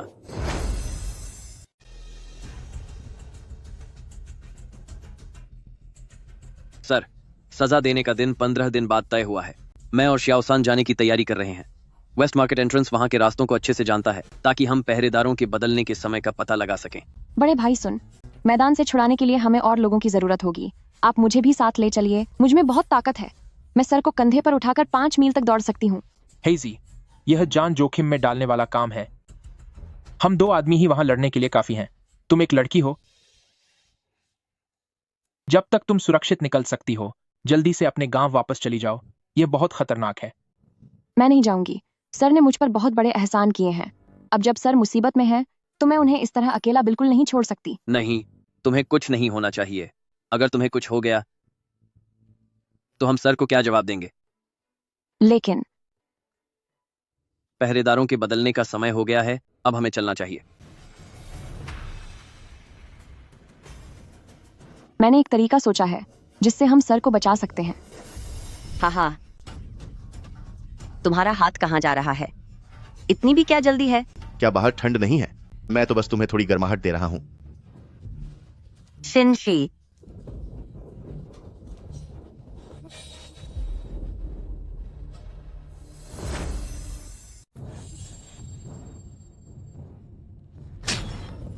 शिनशी, क्या तू पागल हो गई है? भगवान भी मेरा साथ दे रहा है। यह बारिश का शोर काफी तेज और गूंजने वाला है। कोई भी बुरी आवाज इस कमरे से बाहर नहीं जाएगी।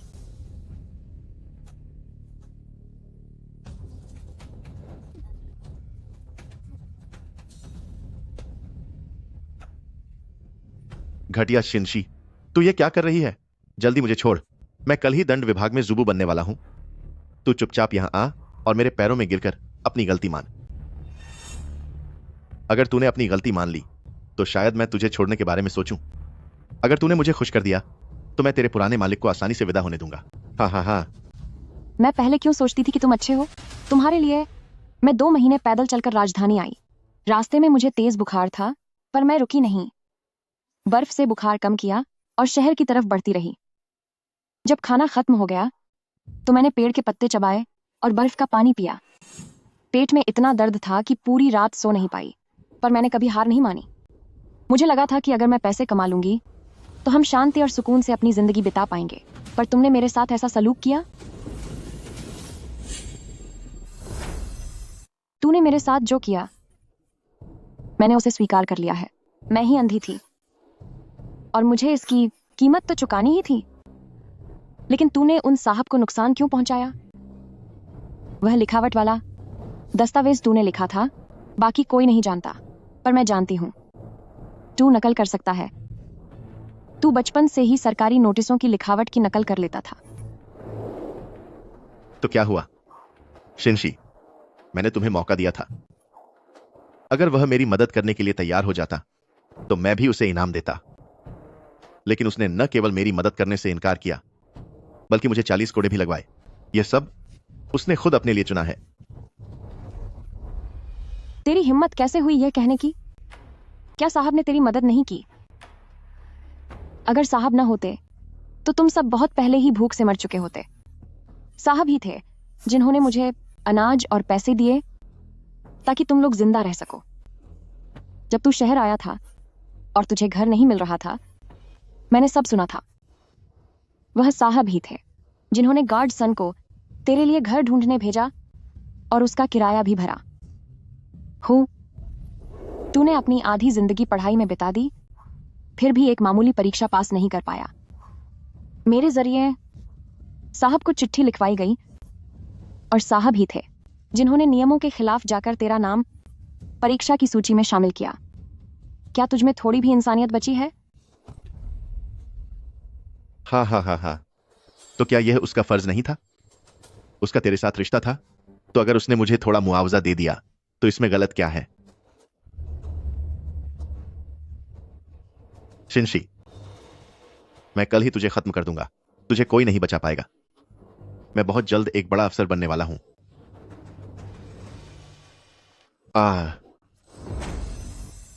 कोई है? मदद करो, जल्दी आओ, कोई बचाओ, बचाओ, कोई है यहाँ? भगवान मेरे साथ है। तुम चाहे जितना भी चिल्ला लो, कोई तुम्हारी आवाज नहीं सुनेगा। वह इसी के लायक था किसने कहा था उसे इतना पैसा इकट्ठा करने के लिए? उसे सजा मिलनी ही चाहिए थी।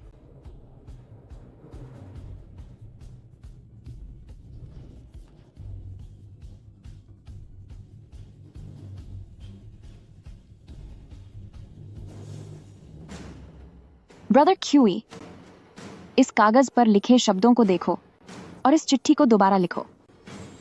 मैं नहीं लिखूंगा, चाहे तुम मुझे खत्म ही क्यों ना कर दो।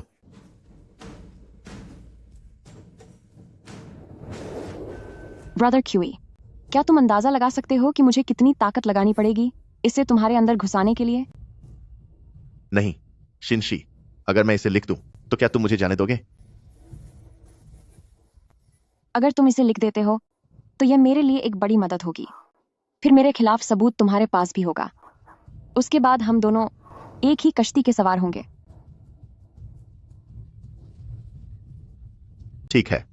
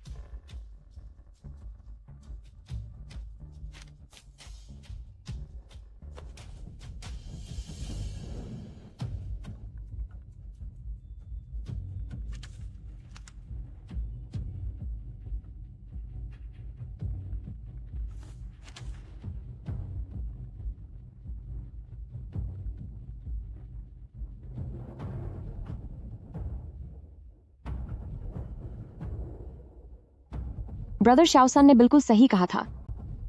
तुम पढ़े लिखे लोग वाकई बहुत समझदार होते हो। शिनशी, क्या अब तुम मुझे छोड़ सकते हो?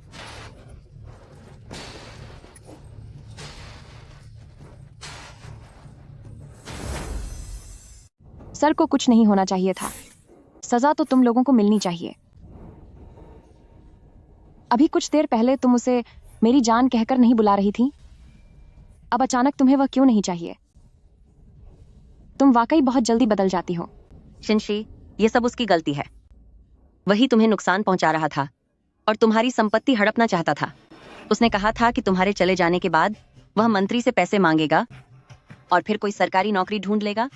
वह इंसान नहीं है, वह तो एक जानवर है। जब तुम छोटी थी तब तुम्हारी भाभी ने तुम्हारे साथ कितना अच्छा बर्ताव किया था। मुझे जाने दो। क्या तुम मुझे जाने दोगी? प्लीज, मैं किसी को कुछ नहीं बताऊंगी। मैं आज रात ही गांव वापस चली जाऊंगी। पहले मैं बेवकूफ थी। मुझे पता है कि तुम सब मुझे पागल समझते थे। तुम लोग मेरे साथ अच्छा बर्ताव सिर्फ इसलिए करते थे ताकि मैं तुम लोगों के लिए काम करूं और पैसे कमाऊं। यह कोई प्यार नहीं था, सिर्फ सर ही थे जिन्होंने वाकई मेरा साथ दिया। सर ने कहा था दुश्मन का पूरी तरह सफाया करना जरूरी है। तुमने सब देख लिया है, अब तुम्हें भी जाना होगा। लेकिन तुमने कहा था कि तुम हमें छोड़ दोगी।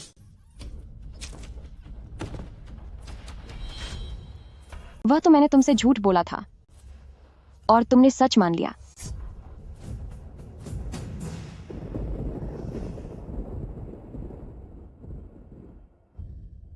सर, मैं आपको बचाने आ रही हूं। क्या तुमने सुना? कल रात ओल्ड प्राइम मिनिस्टर चला गया। उसने अपने हाथों से लिखा हुआ एक माफीनामा छोड़ा है जिसमें बरसों पहले हुई लू परिवार की दर्दनाक मौत का सच सबके सामने ला दिया है। सब कुछ साफ साफ लिखा है। उस वक्त जनरल वेई टिंग बेगुनाह थे। मुझे तो पहले से ही पता था कि वह बेगुनाह थे। जनरल वेई टिंग तो देश की रक्षा करने वाली महान आत्मा थे। उन पर ऐसे घटिया इल्जाम लगाए गए, उनका पूरा परिवार खत्म कर दिया गया। तो यह सब उस बूढ़े अपराधी की चाल थी। उसने अपनी चिट्ठी में लिखा है कि वह सालों तक लू परिवार के साथ हुए अन्याय की वजह से सो नहीं पाया। ट्रू है उस पर। उसे तो नर्क में भी जगह नहीं मिलनी चाहिए। सही कहा। और मैंने यह भी सुना है कि वजीर के उस माफीनामे में उन सभी दरबारियों के नाम भी हैं जो इस साजिश में शामिल थे, और उनमें सबसे पहला नाम खुद महाराज का है। खुद महाराज का? इतने सालों से यह केस इसलिए नहीं सुलझा क्योंकि वह सुलझ नहीं सकता था, बल्कि इसलिए क्योंकि ऊपर बैठा इंसान नहीं चाहता था। देखो, जरा वहां देखो, यह शहर के पूर्व में बना शाही बगीचा। इन सालों में बाग बनवाने और दवाइयां बनाने में जो करोड़ों डॉलर खर्च किए गए, वह सब हम आम जनता की खून पसीने की कमाई थी। घटिया राजा। काम निकल जाने के बाद वफादारों को मार दिया गया। इन सालों में भले ही कोई जंग नहीं हुई, पर जनता पर टैक्स बढ़ता ही गया। हमारा सारा अनाज उस राजा की दवाइयां बनाने में चला गया। वह हमारी जान की कीमत पर अमर होना चाहता है। तभी तो हम इतने सालों से इतनी गरीबी और मुसीबत में जी रहे हैं। उस राजा ने सारी हदें पार कर दी हैं। यह बर्दाश्त के बाहर है। सज्जनों, मिनिस्टर ने जो दौलत लूटी वह असल में महाराज की दवाइयों के लिए थी। दरबारी जो एक दूसरे को बचाते रहे वह महाराज के इशारे पर था। वफादार खत्म कर दिए गए और धोखेबाजों का राज चलने लगा। सच तो यह है कि वह राजा इस गद्दी के लायक ही नहीं है। कैसा भगवान का भेजा हुआ राजा! वह तो साफ तौर पर लोगों का खून चूसने वाला एक घटिया शासक है। बिल्कुल सही कहा। पहले उसने जनरल लू जैसे वफादार इंसान को गलत तरीके से सजा दी और फिर अपने गुंडों को गरीब जनता को लूटने की छूट दे दी। उस सिंहासन पर जो बैठा है वह तो देश और जनता को बर्बाद करने वाली एक आफत है। हाँ, वह राजा कहलाने के लायक ही नहीं है। सही कहा। यहाँ चिल्लाने से क्या फायदा होगा? चलो राजमहल चलकर पूछते हैं उस पूरी दुनिया के मालिक से कि क्या यह दुनिया अभी भी आम जनता की है या नहीं। हाँ, चलो जवाब मांगते हैं, इंसाफ मांगते हैं। राजमहल चलो और इंसाफ मांगो। जवाब मांगो, इंसाफ मांगो। साथियों, सरकारी गोदाम वहीं पर है। चलो चलकर अपना अनाज वापस ले लेते हैं। वापस ले लो, वापस ले लो। और वह मंत्री का घर, उन्होंने अपने बेटे को मासूम लड़कियों को उठाने और उनके भाइयों को खत्म करने की छूट दी है। ये सब भगवान के कानून के खिलाफ है। क्या सरकारी अफसर होने का मतलब कानून को हाथ में लेना और लोगों की जान से खेलना है? ऐसे भ्रष्ट अफसरों को सजा मिलनी ही चाहिए। हाँ, यह नाइंसाफी है। हमें खुद इंसाफ करना होगा और इन भ्रष्ट अफसरों को खत्म करना होगा। भ्रष्ट अफसरों को खत्म करो, खत्म करो। भ्रष्ट अफसरों को खत्म करो, खत्म करो। चलो उन्हें खत्म करते हैं। बहुत अच्छे। आखिरकार लू परिवार और साहब को अब इंसाफ मिल ही जाएगा। गांव वालों, हमारे मालिक ने इन सालों में बहुत सारा धन इकट्ठा किया है, लेकिन उन्होंने कभी इसे खुद पर खर्च नहीं किया। महाराज की दवाइयों के लिए जो खर्च हुआ उसे छोड़कर बाकी सब यहाँ है। हमारे मालिक ने कहा है कि अब उनके पास बहुत कम समय बचा है, इसलिए यह बचा हुआ सोना और चांदी शहर के सभी गरीब लोगों को दान कर दिया जाएगा। क्या यह सच है? क्या यह सब हमारा है?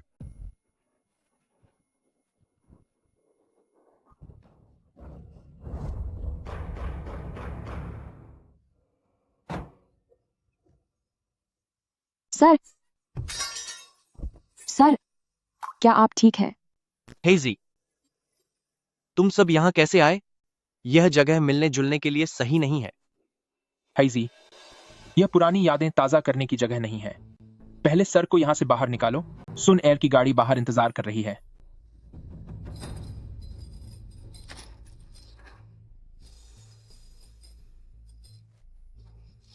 मुझे माफ कर दीजिए सर।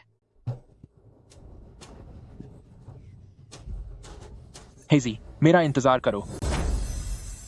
सर, आप हमेशा कहते थे कि हेजी मूर्ख है, लेकिन मैंने पहले ही कहा था कि हेजी बिल्कुल भी बेवकूफ नहीं है। अगर हेजी ने प्रधानमंत्री से वह पत्र नहीं लिया होता तो आपका बाहर निकलना मुश्किल हो जाता। सच तो यह है कि मैंने ज्यादा कुछ नहीं किया। वह पत्र बड़े भाई सुन ने लिखा था। मैंने तो बस किसी से उसकी नकल करवाई थी। कितना अच्छा है सर, अब भी बिल्कुल पहले जैसे ही हैं।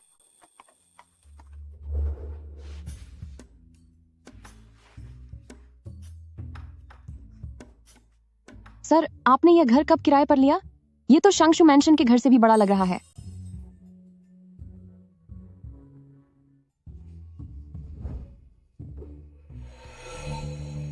मेरा सिर इतना क्यों चकरा रहा है?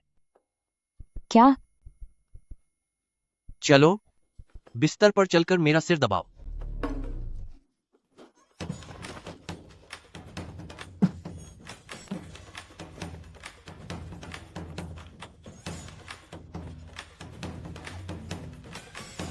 सर, मैं नहीं जाऊंगी, मैं नहीं जाऊंगी। मैं इस बिस्तर पर कभी नहीं आऊंगी, चाहे कुछ भी हो जाए।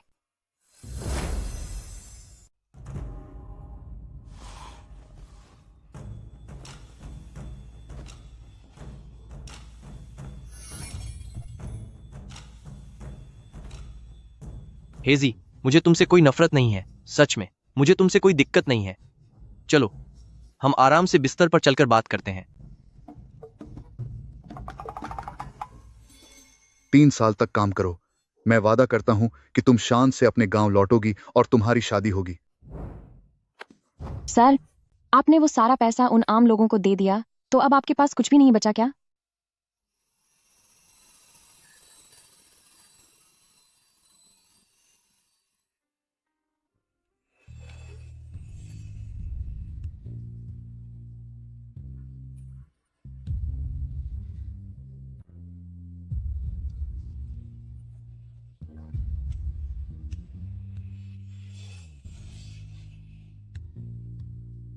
हेजी, तुम भविष्य में मेरा ख्याल रखोगी ना? आखिरकार तुम इतनी ताकतवर जो हो। मेरी किस्मत इतनी खराब क्यों है? मुझे हमेशा निकम्मे मर्द ही क्यों मिलते हैं?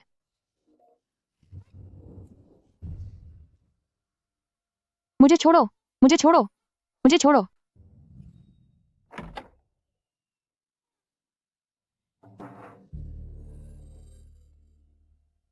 साहब और मैडम, घर में आपका स्वागत है। नमस्ते मैडम, नमस्ते।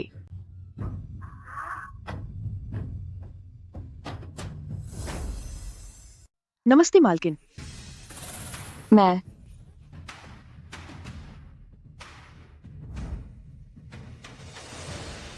आप लोग जिस मालकिन को बुला रहे हैं, क्या वह मैं हूं?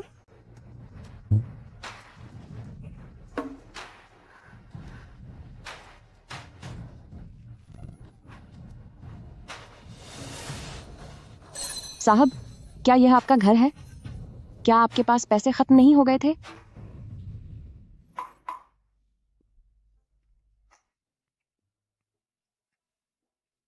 इन्होंने 10 सालों से भी ज्यादा समय तक भ्रष्टाचार किया है। महल की तिजोरी में तो बस कुछ चिल्लर ही बचे हैं। यह सब बस लोगों को धोखा देने का एक नाटक है। इस आदमी के दिमाग में बहुत सारी चालें चलती रहती हैं।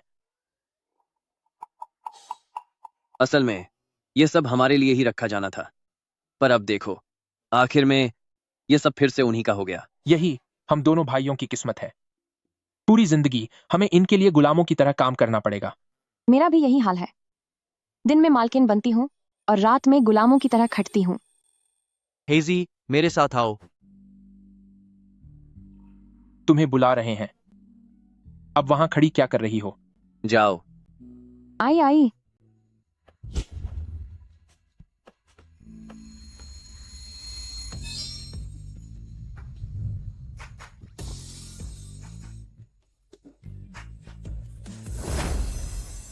तुमने ब्रदर शाओसान और बड़े भाई सुन के पास इतने सारे पैसे क्यों छोड़ दिए? क्या सियाओ सान ने तुम्हें मेरे बारे में बताया? हाँ।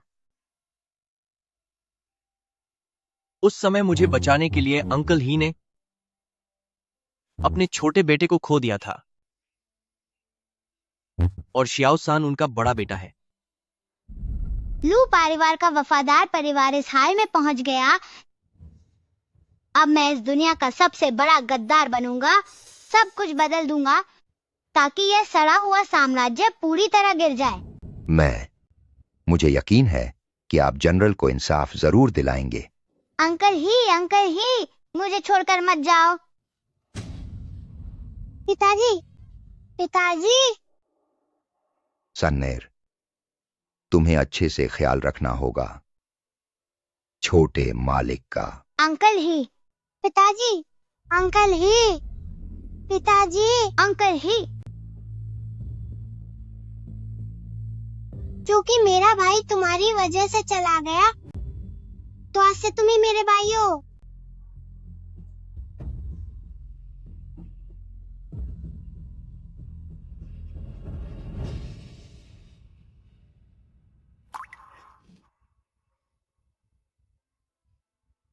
तभी ब्रदर शाओसान ने कहा था कि उन्होंने ही तुम्हें पाल पोस कर बड़ा किया है।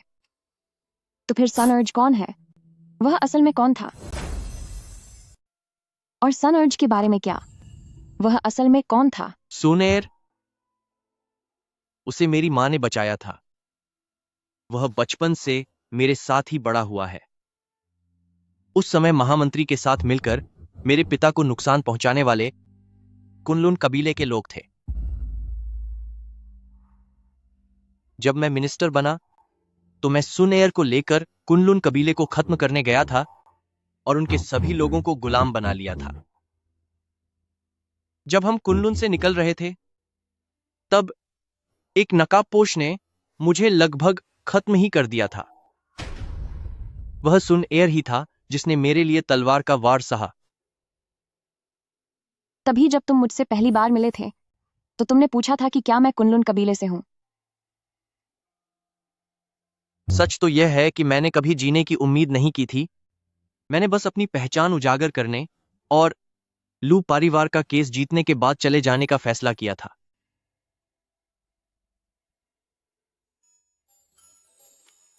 पर मैंने कभी नहीं सोचा था कि मैं तुमसे मिलूंगा। मैंने नहीं सोचा था कि इन सालों में तुम्हें इतनी मुश्किलों का सामना करना पड़ा होगा। क्या तुम्हें मेरे लिए बुरा लग रहा है? हूं? तो फिर क्या हम इस बारे में बिस्तर पर बात करें? क्या?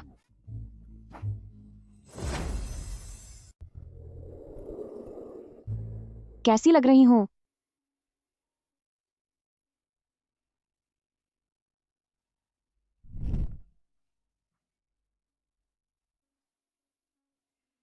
पिताजी, हाँ? पिताजी, आप माँ को क्यों पसंद करते हैं? वह तो बहुत ही साधारण और बेवकूफ है। किसने कहा कि तुम्हारी मां बेवकूफ है? अगर मैं उनसे न मिला होता तो आज तुम्हारे पिताजी ही नहीं होते।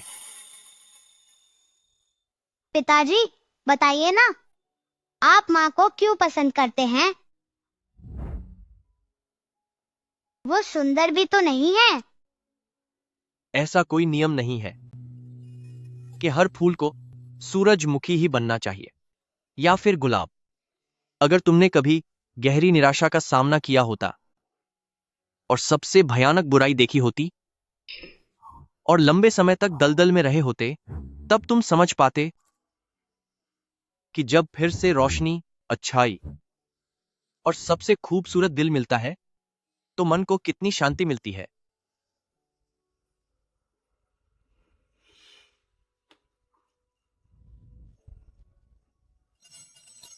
तुम्हारी मां सबसे सुंदर नहीं है, पर उनके आने से मुझे समझ आया कि इस बेरंग दुनिया में भी कोई इतनी सादगी और प्यार से जी रहा है।